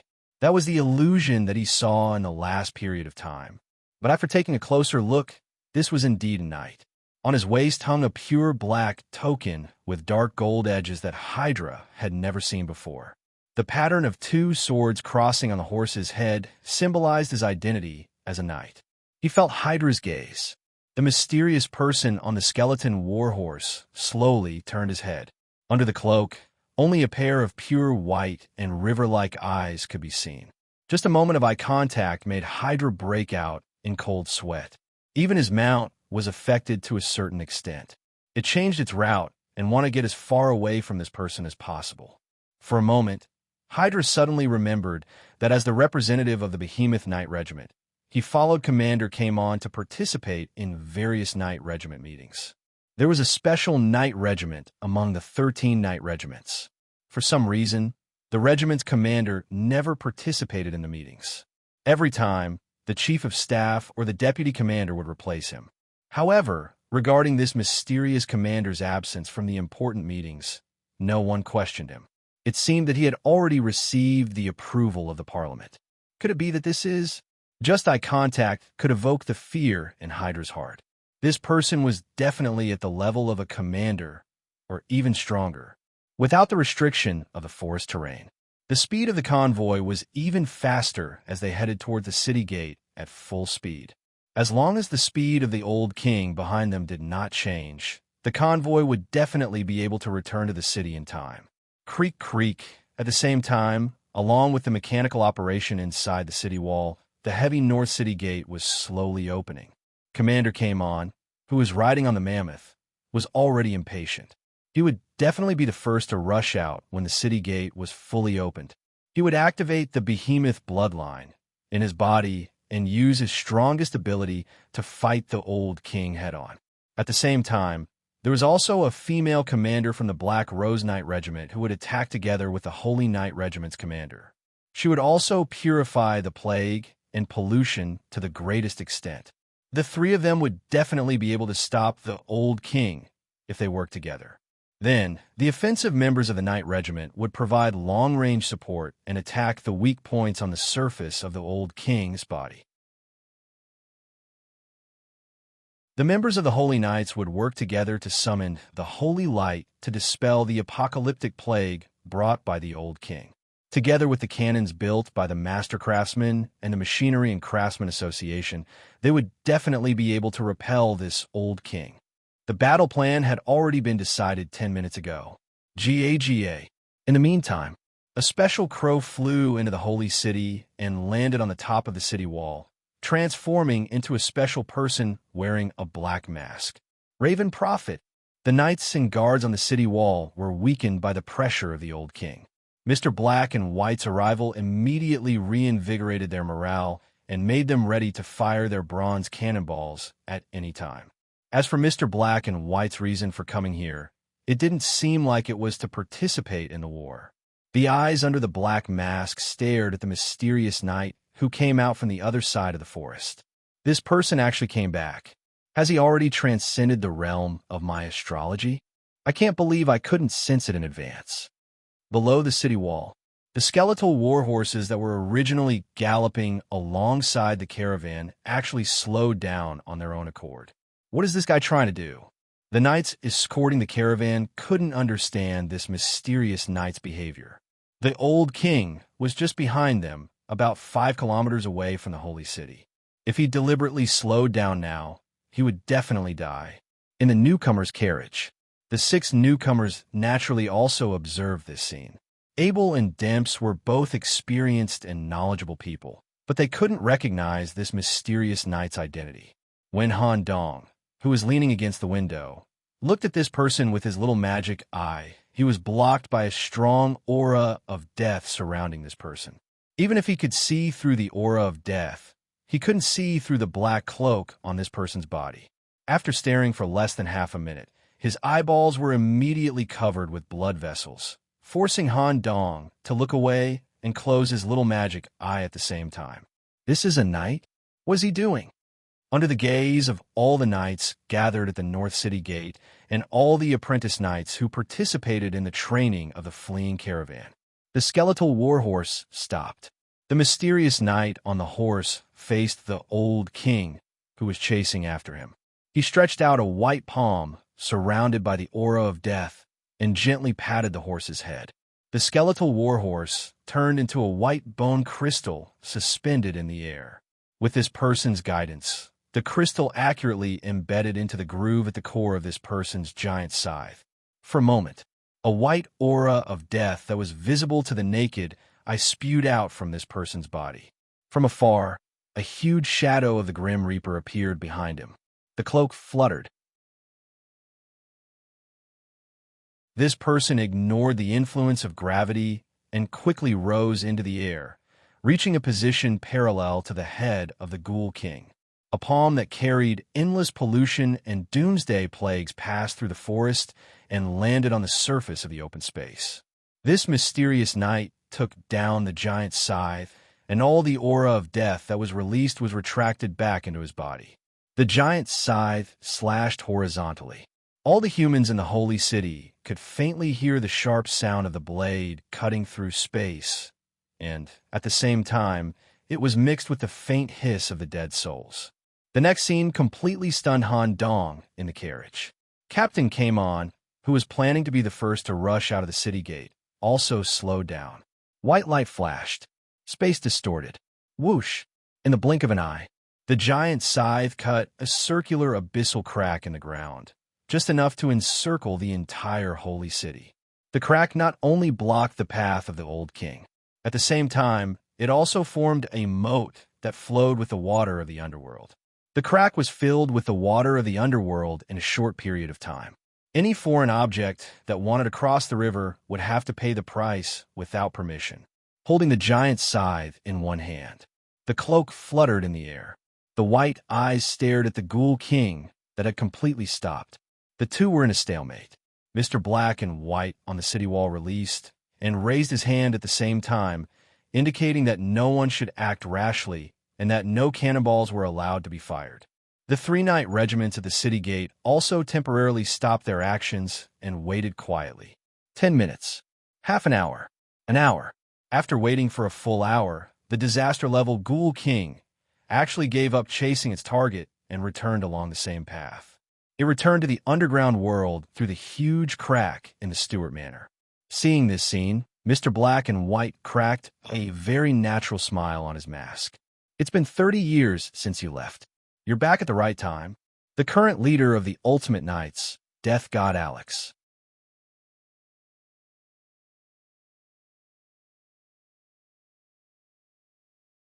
Chapter 263. When the carriages returned to the Holy City, the crow feathers on the carriages turned back into the form of the crow men and flew back to the Gain Forest that had changed beyond recognition. When the crowmen flew over the newly built moat, they were not affected by the river at all. It was because the escort of the carriages had become the cost for them to cross the moat. One of the more cowardly crow men even secretly looked back at the carriages entering the city, as if to see if the Lord Messenger was safe. Boom! The city gate closed.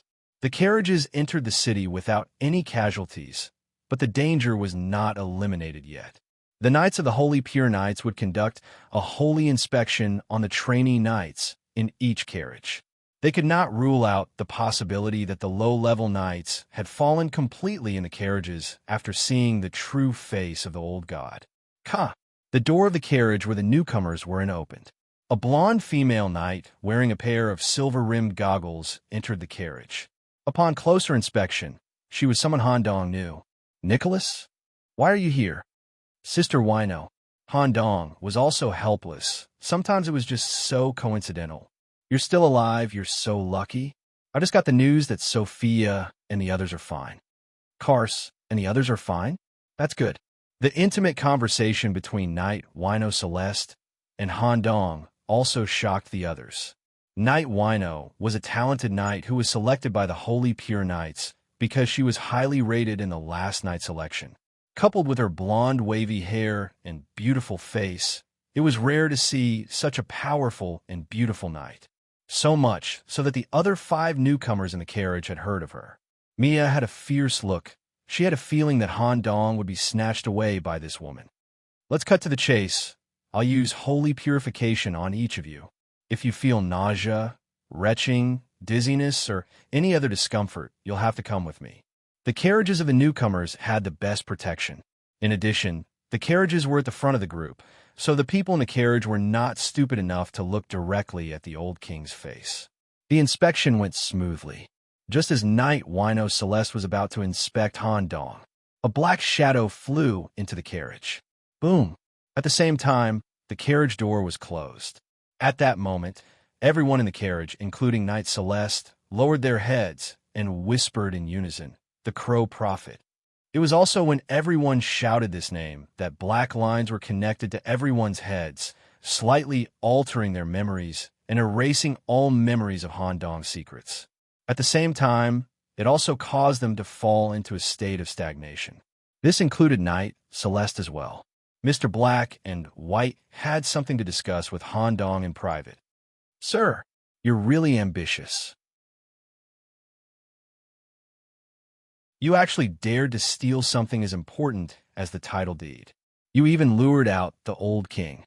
If it wasn't for the rapid growth of the Crowman tribe and the Crow aura I gave you, you wouldn't have been able to escape.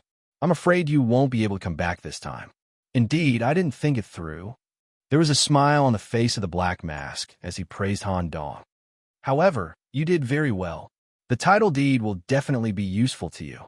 But this time, with such a big incident, the Knights and even the Council will conduct a strict one-on-one interrogation on you trainee Knights. I need you to think of everything you can say for the interrogation today. Don't let anyone know that you're related to this incident, and don't let anyone know that the title deed is in your hands. Do you understand what I mean?" "Understood." Regarding the title deed, wait until this incident is completely over before you think of a way to take it for yourself. But you're really lucky. Coincidentally, Death has returned, and a large part of the Council's attention will be focused on him.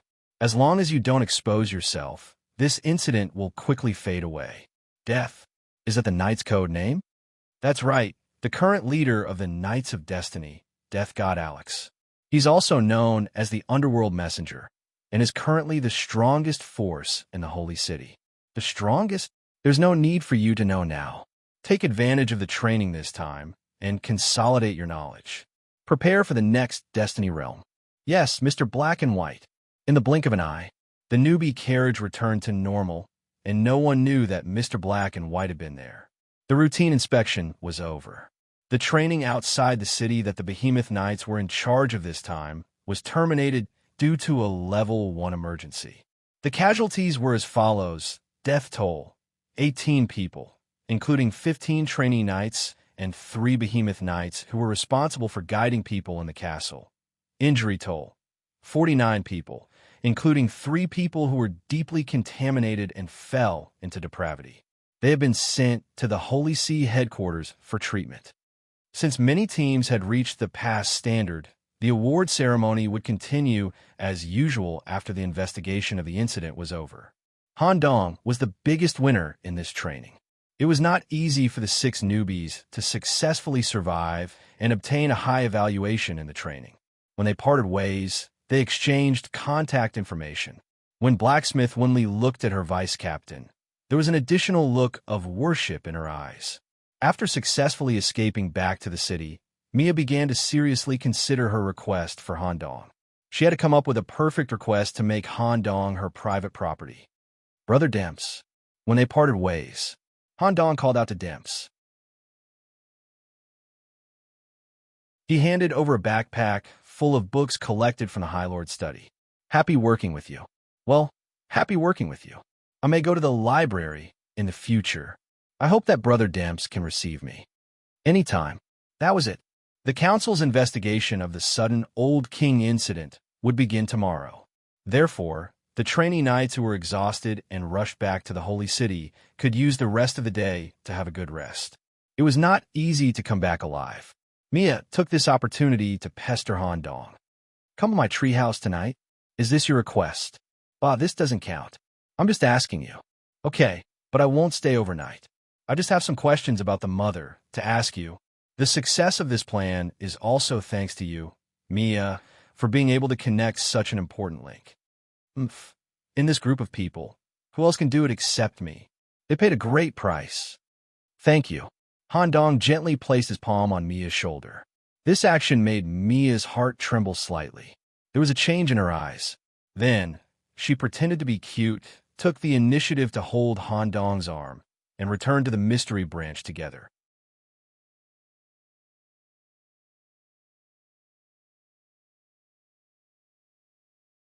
Chapter 264. Most of the trainee knights who participated in the training returned to the dormitory or home to recuperate due to exhaustion. Stagnant water swamp. Inside the small treehouse. Han Dong was still focused on the training and was not sleepy at all. The mission he gave to Mia was to let Mia find ways to prolong the dormant time while the mother was in a special dormant state. According to the information provided by Dr. Swollen, the mother would have 6 days. Every day, there were 6 periods where the mother body would enter a shallow dormant state for about 15 minutes. Han Dong had to take advantage of the time when the mother was dormant to transport the High Lord from the true main hall to the false main hall through the transmission tube. Once the mother woke up during this process, the plan would completely fail. Mia put her hands on her hips and proudly explained how she dealt with the mother. Do you really think that a shallow dormant state is enough? The High Lord and the mother were in a relationship. When a huge ghoul slid through the meat tube, it would inevitably wake the mother up due to the huge impact. I can only take out my trump card and secretly inject a neurotoxin from the spider curse into the mother's brain. The interference will affect and deepen her dormant state. You have to know that if I'm discovered by the mother, I'll definitely die. Nicholas, you have to stay with me tonight. I have nightmares when I think of the mother's terrifying appearance. Thank you, Mia. Han Dong naturally knew that a shallow dormant state was not enough to make the plan succeed. That was why he chose to let Mia, a traitor, take over this matter. At this moment, Mia leaned over slightly and gently pressed her head against Han Dong's shoulder. You haven't answered my question yet. Stay with me, okay? Otherwise, I'll have to speculate about your purpose for doing these things. When you're interrogated tomorrow, you might accidentally spill the beans. It's fine if I stay. I'm hungry. Make me something delicious. Upon hearing that Han Dong was willing to stay, Mia grew a large number of spider legs out of excitement and jumped up and down in the room. A good witch's soup needs fresh ingredients. I've been out of the city for so long, and the things at home are all spoiled. I have to go back to the swamp area to catch some fresh food. Wait for me in the treehouse. Don't run around. Go quickly. As Mia left, Han Dong lay alone on the hammock in the treehouse and closed his eyes to rest. He seriously recalled the training process. The reason why it developed into a disaster ending. It was because Han Dong accidentally summoned the yellow-robed man in the ghoul factory when Dr. Swollen brought him to the sacrificial hall. This allowed Han Dong to understand the definition of title deed and was given the title of Professor Swollen as his right-hand man. From there, he decided to start the brain-burning title deed theft plan. Otherwise, if they followed the normal procedure, in the end, Blood Knight Lucius and his party would kill the Great Lord and end the training. The points obtained by Han Dong's team should be barely enough to reach a good evaluation. It was necessary to sort out the structure of the theft plan and the corresponding important roles of the chess pieces in Han Dong's hands. 1. First, the most important chess piece, Mia. It had already been stated that she needed to deal with the problem of the mother body. 2. Since Brother Demps had a good relationship with Deputy Leader Hydra, he needed to attract Hydra's attention as much as possible so that the Deputy Leader would not discover Han Dong's plans and various small tricks. 3. The chess piece, Dr. Swollen, was especially important. Han Dong first arranged for Dr. Swollen to build a fake main hall with a 99% simulation in the underground area and needed a large transmission meat tube to connect to the area. After that, Dr. Swollen had to personally come to the fake main hall to complete the follow-up plan and deceive the information about the entrance to the treasury. 4. Chess piece, Johnny's team. Since he had arranged for the fake main hall, he naturally also arranged for a fake team. Han Dong asked Wen Li to create the same equipment as Johnny's team. The purpose was to confuse the Great Lord and make him think that he was facing the same team from the beginning to the end. 5. Core chess piece. Wen Li.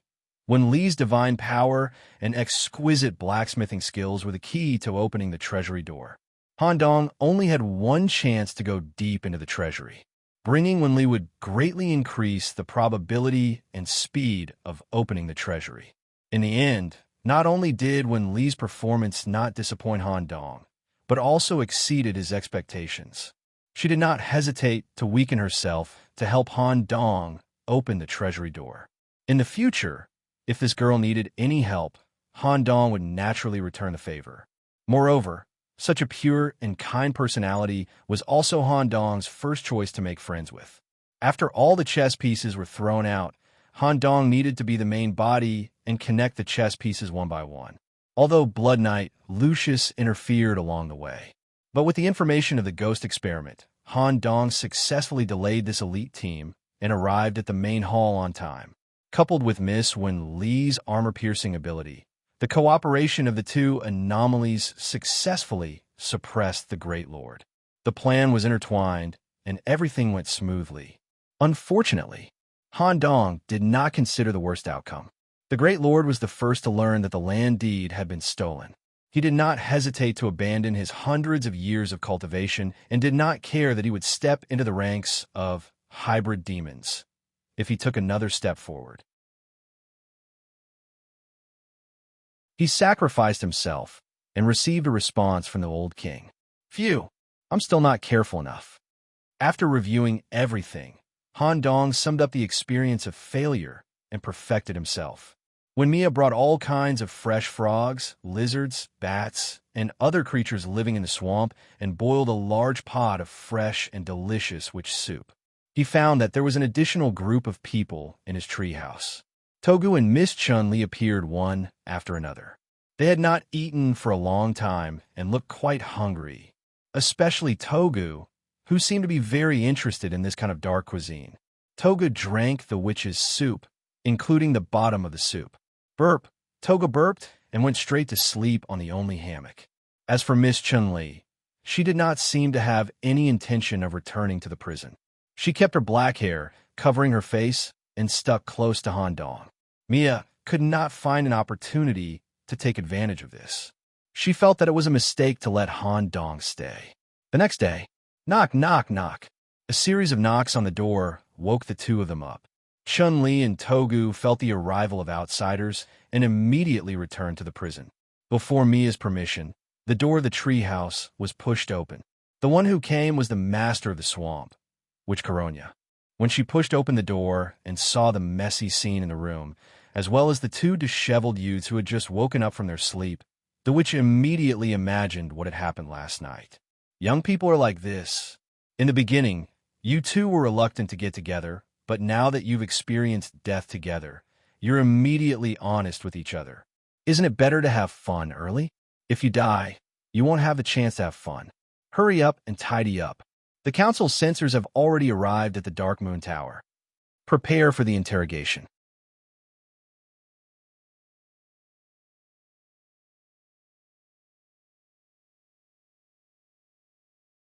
Chapter 265. Senate Examiner. The senior staff appointed by the Senate had the highest investigative authority. They had the right to talk to anyone and read the confidential documents of any organization. The person who came to the mysterious academy was a woman with a buzz cut.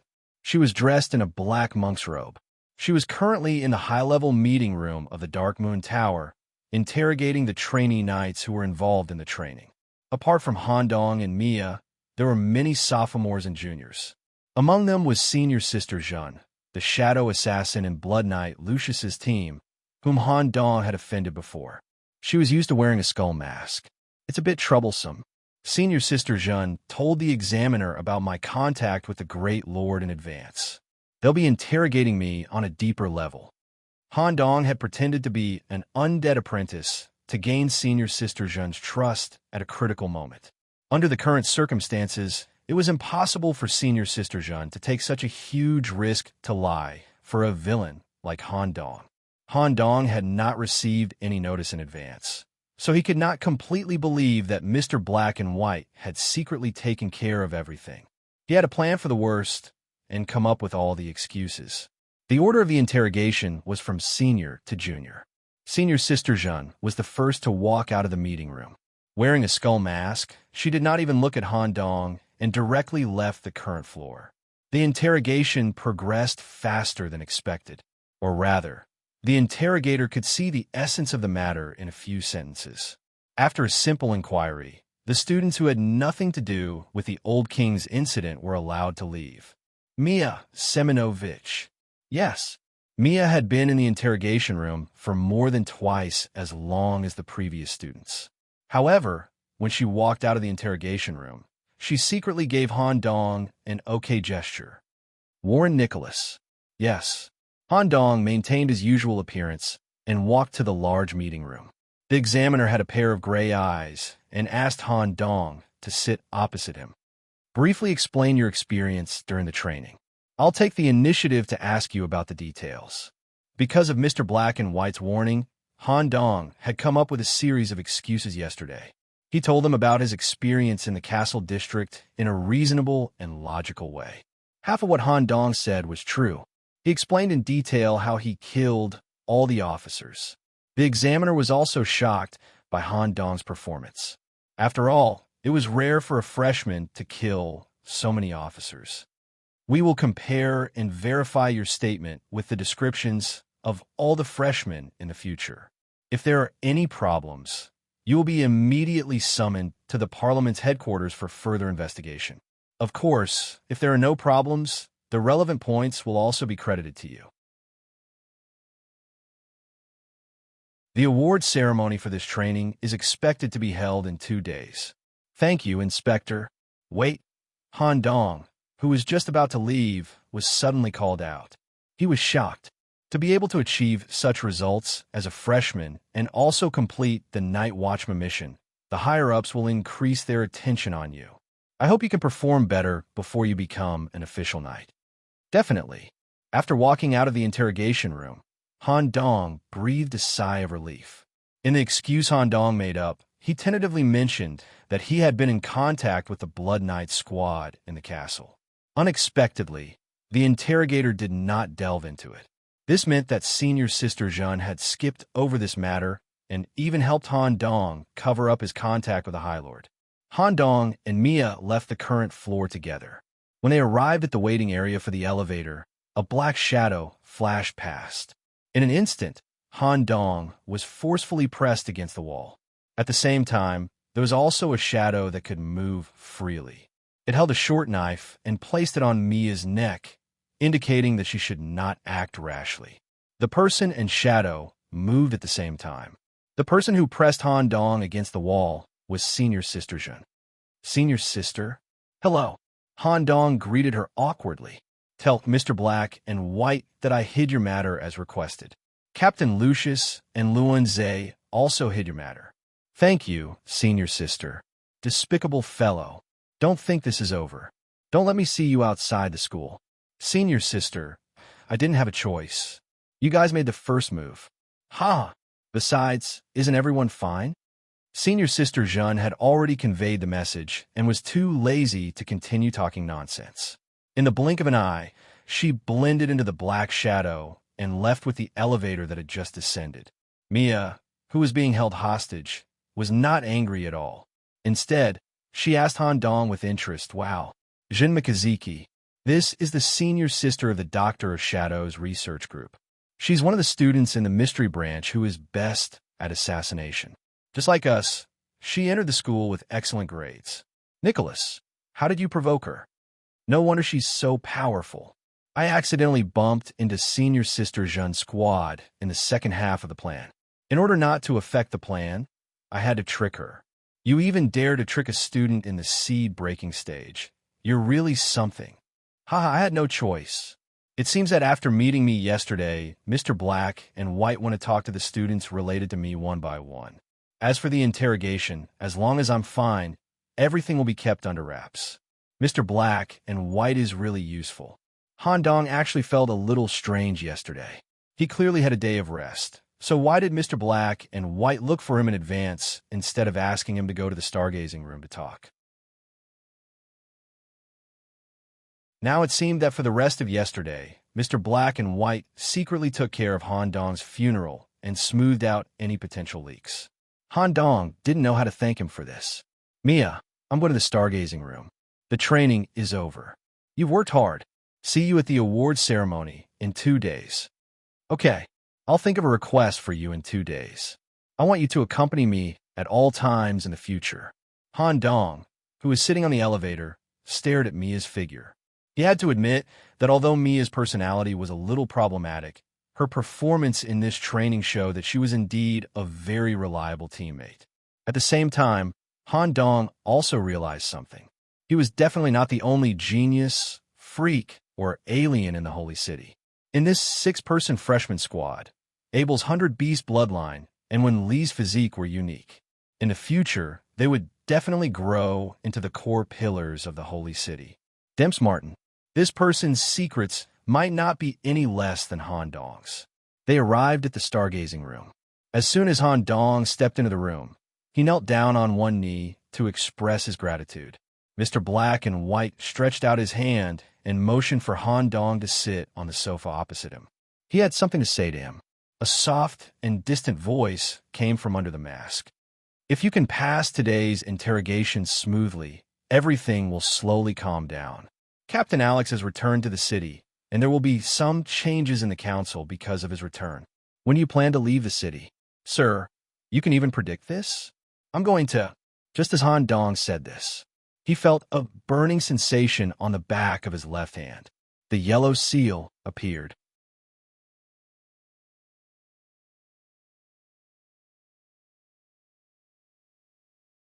Chapter 266.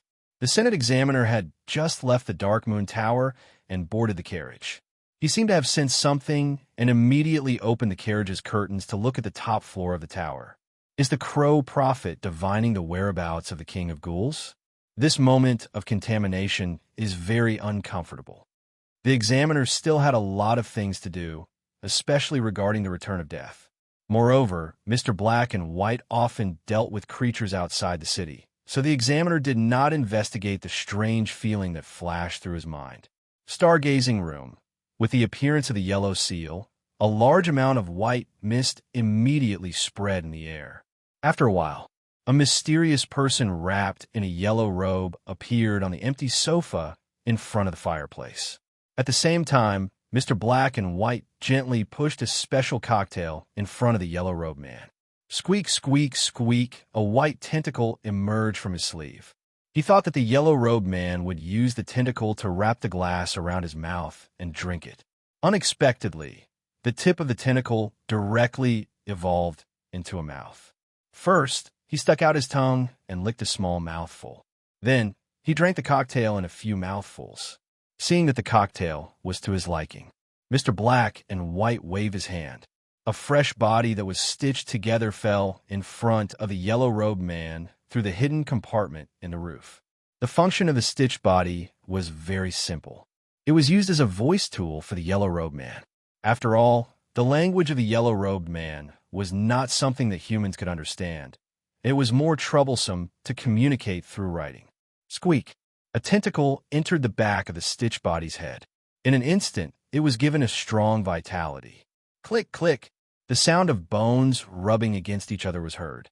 The stitched body slowly opened its white eyes and stood upright beside the yellow-robed man, acting as a translator. It slowly opened its mouth that was stitched together with needle and thread, and its tongue slowly wriggled to speak. "It's delicious. Can I have another glass?" Just as the yellow-robed man asked this question, the completely empty glass was refilled with cocktail. Amazing! You should be considered the most powerful group of humans in this group, right? The yellow-robed man gave Mr. Black and White a very high evaluation through the voice tool. "You flatter me. May I know why you're here?" Mr. Black and White tried to change the topic back to the main topic. Even though the stargazing room was highly secretive, there was still the possibility of the secret being leaked. The longer the yellow-robed man stayed, the higher the risk of being exposed. This young man is very good. He was actually able to obtain the title deed under these two pressures. According to what I promised you, this title deed and the corresponding land will belong to you. Now, let's proceed with the title deed change. All right, Han Dong had gone through a lot of trouble to get the title deed so that he could brand his name on it, once he was able to take over the entire Stewart Manor. However, I still have a question for you, Senior.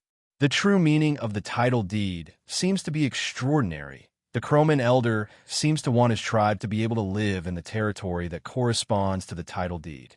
Of course, such a life form without a home would naturally want to seek protection. Not only is it a matter of safety, but they can also obtain unexpected rewards through regular worship, completing guidance, or defending their territory, or killing intruders. This is a protection treatment that cannot be obtained by living in an ordinary area. Then, I'll lead this group of crowmen to the manor, no problem, right? Although owner can only fill in my name, but I'll give you all the rights to control the land. You'll be the absolute agent, and I'll only be in name. When the time comes, you can do whatever you want. Even if you want to let humans move in, I have no objections. Thank you. The only thing Han Dong was worried about was the situation of Dr. Swollen. As for the ghoul factory, Han Dong didn't have any extravagant requests. Little Mo's main body would directly climb out of the manor's underground area, and the factory would definitely be destroyed. Han Dong only hoped that Dr. Swollen would be able to store all the important experimental developments in his mind. When the time comes, Han Dong would only need to provide resources, and he would be able to recreate the exact same production line. Of course, Han Dong didn't only want to produce ghouls, he also had other plans for experiments. The most important thing was that Dr. Swollen must survive. Then let's begin. Han Dong took out the land deed that he had hidden away. For a moment, he felt that something was secretly spying on the group in front of him. As the holder of the land deed, little Mo seemed to be able to sense the situation here. However, as if sensing the existence of the yellow-robed man, this feeling of spying immediately disappeared. The tentacles under the yellow robe swept across the bottom of the land deed. The two words "Mo" were removed, and, at the same time, the familiar yellow seal was printed. The agent also needs to leave a symbolic mark. A mark? Han Dong immediately thought of the special mark that was branded on Chun, Li, and Toga's necks when the prison successfully took them in. Thinking of this, Han Dong didn't hesitate at all. Through the speckled tentacles that grew out of his palm, he outlined a mark that belonged to him in the blank space of the land deed. Faceless human face with 8 curved tentacles around it. When a yellow-robed man saw this mark, under the hood, there seemed to be several different tentacles that began to wriggle, but he immediately suppressed them. The mark was successful, but a strong buzzing sound and a sense of dizziness came. When Han Dong woke up, his brain seemed to have formed a connection with a certain area. Han Dong immediately closed his eyes and began to meditate. Unexpectedly, the 3D thumbnail of the Stuart Manor directly appeared in his mind. As long as he focused, without any external interference, Han Dong could directly observe the situation inside the manor. Soon, Han Dong also found Dr. Swollen, hiding in a multi-layered secret room inside the destroyed ghoul factory. The doctor was not hurt at all. Only when he saw his hundreds of years of research destroyed in a day, he directly sat on the ground, held his big head, and wailed. "Doctor," Han Dong tried to send a message. Unexpectedly, his voice was really transmitted. Lord Messenger, you have already obtained control of the land deed?" The doctor immediately wiped away his tears. The tentacles on his lower body wriggled crazily. He was very excited. "After a while, I will think of a way to transport the materials here and call for a group of crowmen to help rebuild the new experimental area." "Good. Thank you, Lord Messenger. But I hope that you can send some garrison forces here in advance. Currently, the manor has suffered devastating damage, and all the ghouls under my command have died. If there is an invasion during this period, things will become very troublesome. Also, the land deed needs to be returned to the territory within 3 days. At that time, I will welcome Lord Messenger in the most enthusiastic way."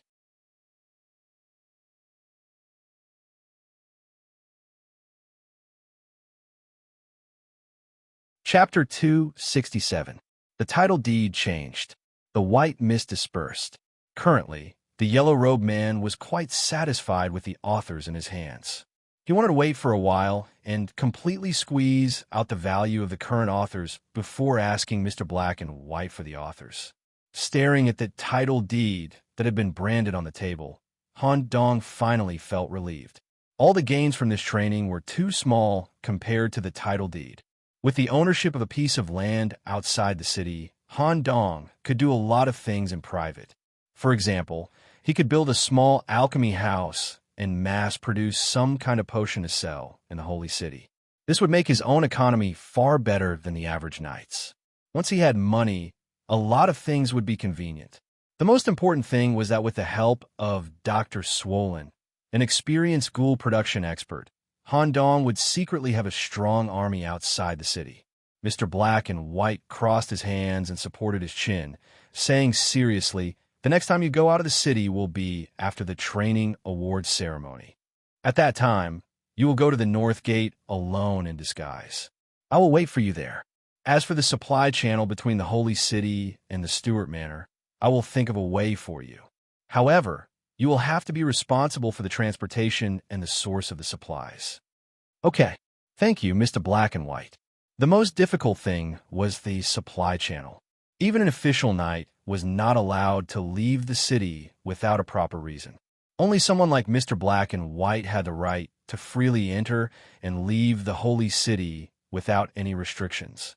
As long as Mr. Black and White could deliver the goods from inside the city to outside the city, Han Dong could use the crowmen to meet him outside the city. North City Gate gained Forest Stuart Manor. Between these 3 points, a well-established transportation route was enough. Let me remind you, remember, you are a member of the Holy City. You must not divert too much of your attention to this small piece of land outside the city. To put it bluntly, you don't deserve to be in control of this land. Whether or not you can truly control something depends on your ability. Once you've dealt with your side business, you can calm down and seriously study the mysticism and the abilities you have outside the city to prepare for the next Destiny realm. The difficulty of the event you choose has to be at least the same as the resurrection of the clown that you cleared last time, which is at least a 4-star difficulty. Understood. As for whether you want to reach the seed-breaking stage first, or you want to learn the Great Plague Elder and pursue your minor specialization, it's up to you. In terms of growth, I won't make any suggestions. It's up to you. Yes. Grabbing his own title deed and leaving the stargazing room, Han Dong was finally able to relax. For him, This elite training was the real end. Instantly, fatigue overflowed his entire body. Han Dong had never been so tired before. In particular, the formulation of the theft plan consumed too many brain cells. 2 days before the award ceremony, Han Dong planned to sleep so that his brain could get enough rest. Thump, thump, thump, thump, thump, thump. Han Dong, who was sleeping on the big bed in the student dormitory, was awakened by a hurried knock on the door. He looked at the time on the clockwork device on his wrist and compared it with the date. Han Dong really slept for 2 days and 2 nights. An unprecedented sense of satisfaction overflowed his whole body, and he was full of energy. If there was no restriction of once a year, Han Dong might be ready to plan for the Destiny Realm again. The person who knocked on the door was Mia. The familiar half-mask, witch hat, and purple-black apprentice robe. However, Mia seemed to be more energetic than before. In terms of gains, Mia was also not small. Not to mention the rewards given by the knights. Mia herself received a curse vessel, Victoria's butler bell.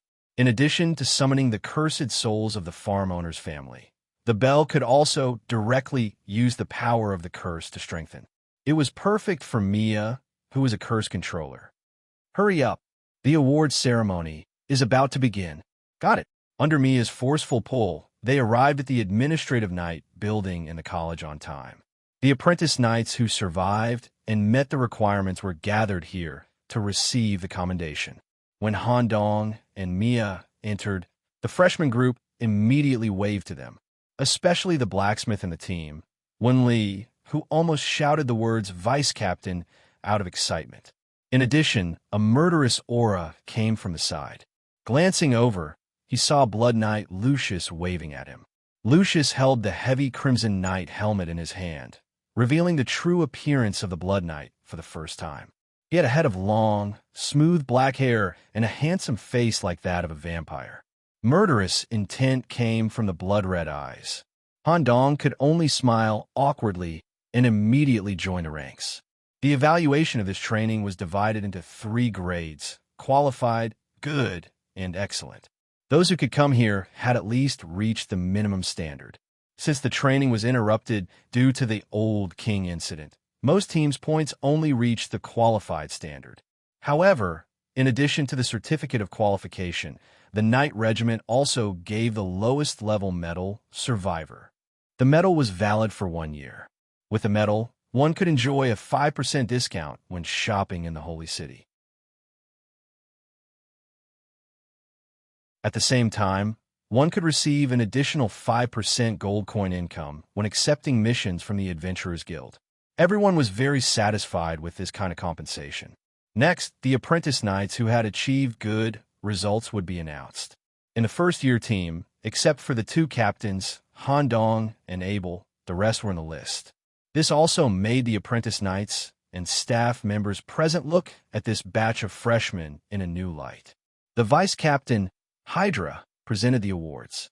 Certificate of Honor, 500 copper coins as a reward medal, Survivor.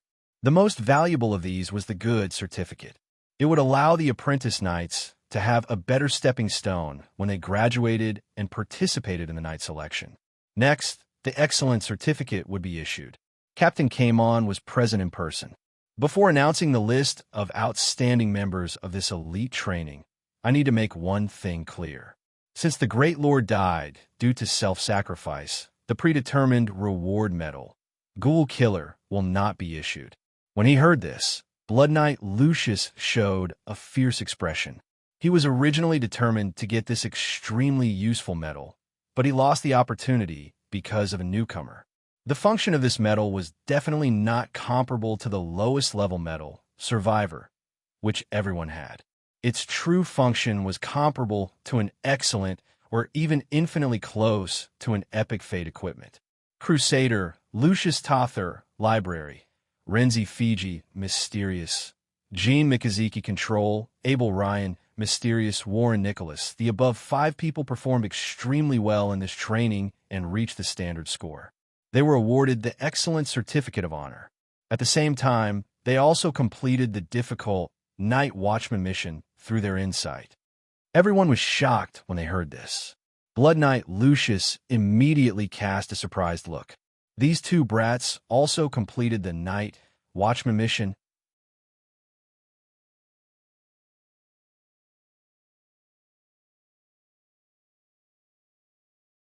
Chapter 268. When he read out Abel Ryan's name, Captain Common was quite proud.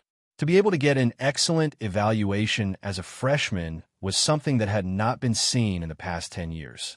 The most important point here was that both teams had discovered and completed the difficult Night Watchman mission. Blood Knight Lucius used his sense of smell for blood. Together with a treasure map obtained from a basic mission, he discovered a hidden underground maze hidden in a courtyard in the town. In the deepest part of the maze, he obtained the Blood Essence Stone to start the Night Watchman mission. It corresponded to Night Watchman mission, Scarlet Count. This Night Watchman mission involved the High Lord's father, Lotesh Stewart.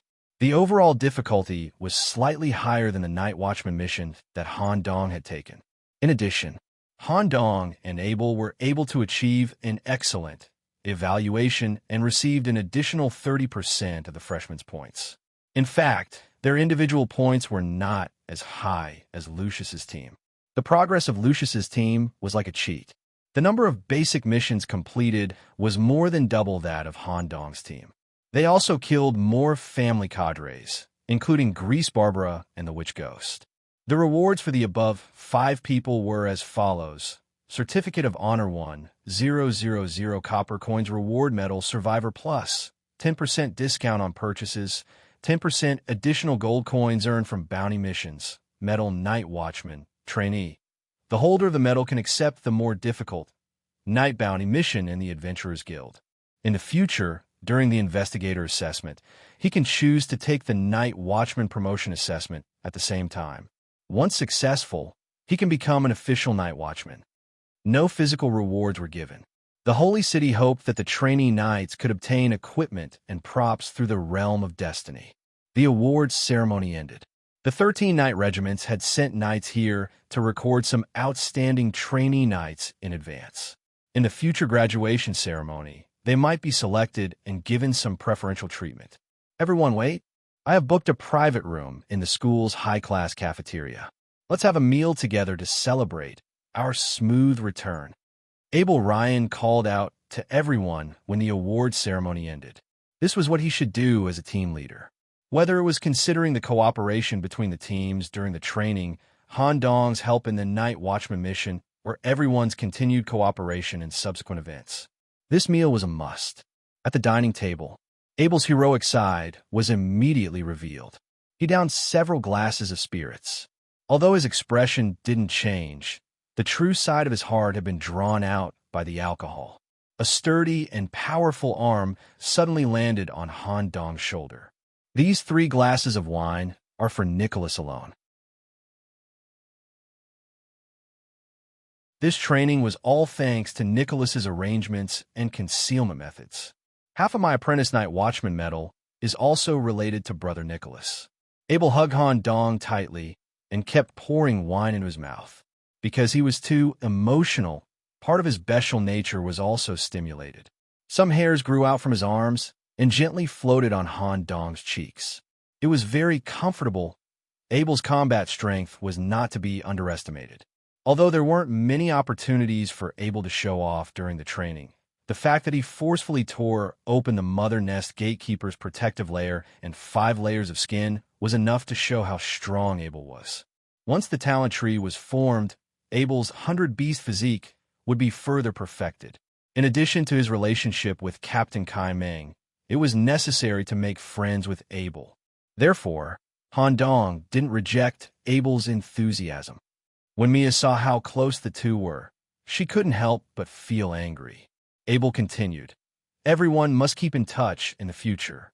If the time of entering the realm of destiny is the same, everyone can team up and work together to clear the more difficult destiny events and obtain the most rewards. Of course, don't always think of hugging the vice captain's thigh. You have to rely on yourself a lot of times." Abel's last sentence was directed at Wen Li. This caused Wen Li to stick out her tongue with an embarrassed expression. Indeed, for a newbie like Wen Li who had never entered the real realm of destiny, If she could hug the vice captain's thigh, not only would her survival rate greatly increase, she would also learn a lot of useful experience. It's fine. It's Miss Wen Lee's first time. If you need any help, you can call me anytime. As mentioned before, Han Dong was very willing to make friends with a pure and kind person like Wen Li. At least he didn't have to be on guard against her. Thank you, Vice Captain. I want one too. Mia couldn't hold it in any longer, and when she roared out, even little brother Demps couldn't help but laugh. After drinking and eating to their heart's content, everyone opened up their hearts and chatted about life matters. Abel also revealed his true appearance. His hairy body was flushed red from drinking, and when he talked about learning, tears immediately welled up in his eyes. More than 20 instructors. Can you imagine the one-to-one tutoring every day? It's really tiring. Just thinking about how I have to return to this hellish life tomorrow is too difficult for me. I have to read about 10 secondary books a day, and I have to write more than 20,000 words for each book. Ha ha. Dempsey's smile hid a tragic expression. For a moment, the drinking table became a segment where the top students competed in misery. Han Dong was still fine, although he didn't sleep for long every day. However, reading and learning were Han Dong's hobbies, and he wasn't tired at all. If his brain didn't need to rest, he even hoped to continue learning. Everyone, I have something to do in the afternoon. I'll take my leave first. If you need any help, feel free to contact me. Okay, I want to go with you. Mia decisively stuck to him. No, I have private matters to deal with. Mia, you stay and chat with everyone. If this is your request, that's fine too. Pui, no way. Go quickly. I'll play with everyone. Wait, don't tell me you're going to find that night wino Celeste. Who knows? When Han Dong left the private room with a smile, Mia was so angry that she wanted to flip the table. Just as he left the cafeteria, Han Dong immediately called for a carriage to go to the North Gate. In Han Dong's opinion, the most important thing today wasn't the awards ceremony, but getting out of the city. Who knew? Han Dong had just stepped into the carriage, and before he said the destination, the carriage sped toward the North Gate. There was already a passenger in the carriage. Sir, Han Dong didn't know how many carriages had met like this. He gradually got used to it and was no longer surprised. It's good to be able to make friends with the top new students, especially the old blacksmith's disciple. She'll be of great help to you in the future. Miss Wen Li? He had to admit that when it came to uniqueness, Wen Li was definitely the most unique. The carriage slowly transformed into Mr. Black and White's private carriage, the Crow Messenger's carriage. There was no need for inspection, and it directly drove out of the city gate.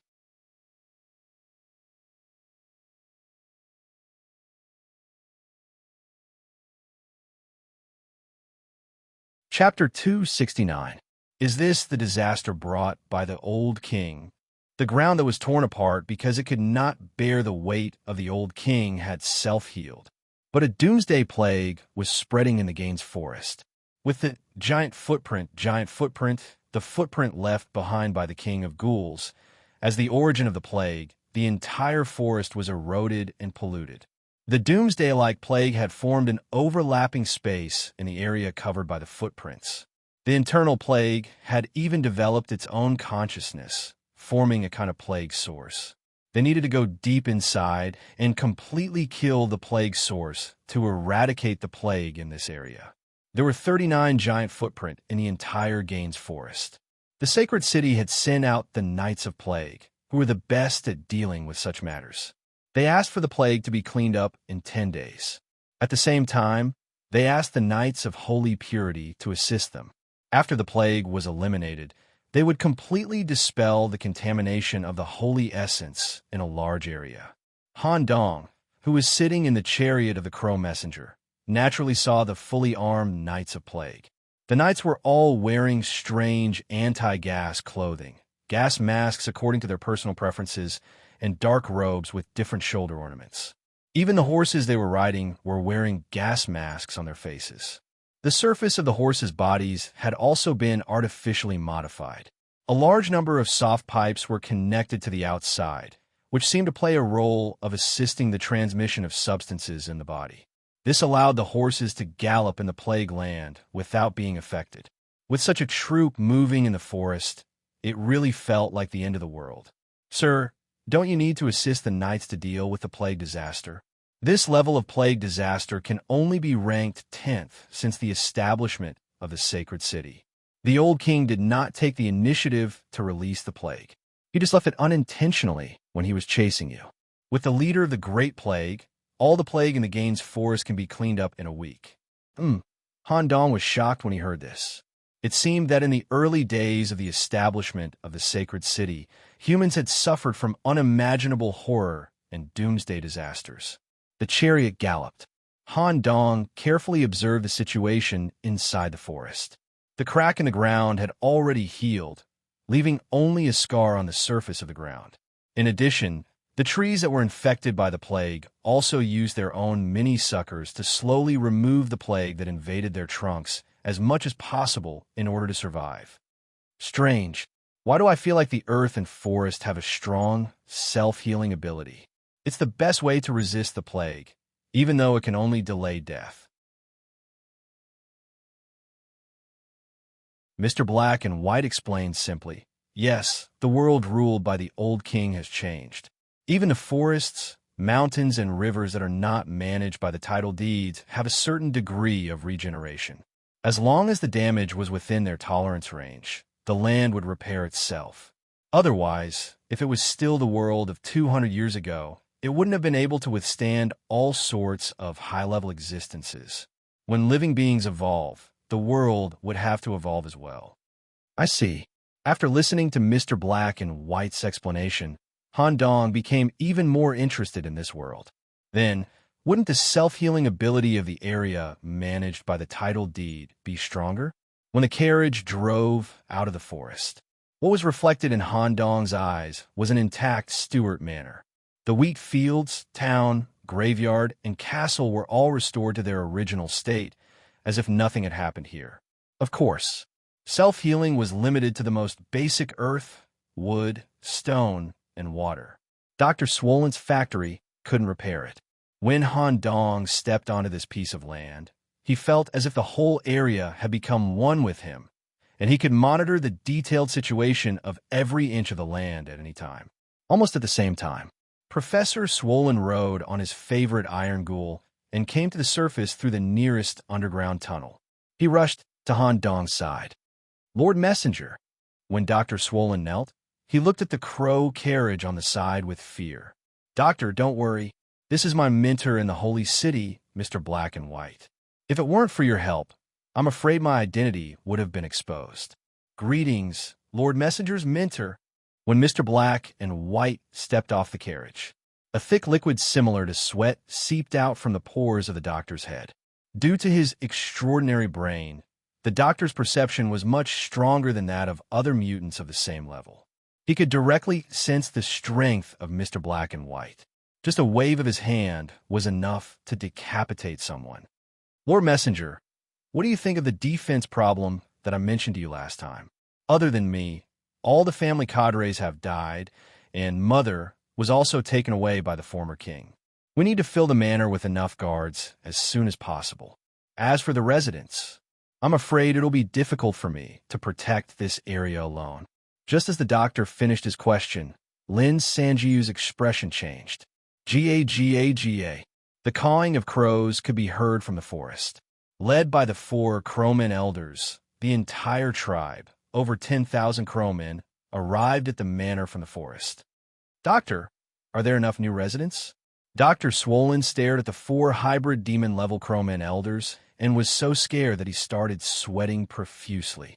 Enough. That's enough. Speaking of which, if you're not here, who's going to take care of the manor for you? The doctor himself was still quite a distance away from becoming a hybrid demon. Because of that, the doctor was worried that his position in the manor would become that of a researcher who could only do manual labor. Same. Doctor, you're the manager of the underground area. As for the crowmen living in the manor, the 4 elders will be responsible for the management and security of the surface area. The elders have the same position as you, Doctor. Ga. Han Dong being willing to give the Crowman tribe such a shelter was already the greatest gift. As for this arrangement, the elders didn't have any objections. Moreover, everyone had their own specialties. In some ways, Dr. Swollen was much more useful than the Crowman elders. The doctor will also start the Crowman Strengthening Project later on. Once the underground experimental area is completed, he will experiment and modify the Crowman's physical body. The two of them formed a mutually beneficial relationship. Thank you. Thank you, Lord Messenger. I'll definitely satisfy all of your requests. To be able to be put in such an important position, to be able to sit on the same platform as the hybrid demon level Crowman. For a moment, the doctor was so excited that a large amount of dirty tears flowed out of his eyes. First, try to use the current resources to help the Crowman rebuild the laboratory. I'll slowly establish a supply channel later on. Yes. Saying so, Han Dong turned to the 4 Crowman elders at the front of the line. Everyone from now on, this will be your new home. As soon as he said that, over 10,000 Crowmen knelt down at once, wrapping their black wings around their bodies to express their sincere gratitude. At the same time, Han Dong took out 5 almost identical deeds from his backpack. He gave them to the 4 elders and Dr. Swollen.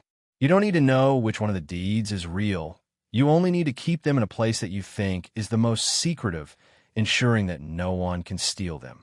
I won't have many chances to leave the city from now on, so I'll leave the manor to you all to manage. Don't worry. We'll definitely protect this land for you. Sir, the elders gave off an intimidating presence, showing their loyalty and determination. Of course, the Crowman elders would occasionally glance at Mr. Black and white with their eyes under their feathers. They could feel a similar presence from this gentleman, but his rank was far above theirs. Just staring at the black mask was enough to make their feathers tremble from nervousness. Mr. Black and White stared at the majestic scene of over 10,000 Crowmen kneeling down, couldn't help but smile under his mask, and sent his voice to the other person in his mind. This is my choice. You're tuning in to the Warrior Lore YouTube channel. Don't forget to subscribe and join us on this journey to catch the most captivating stories.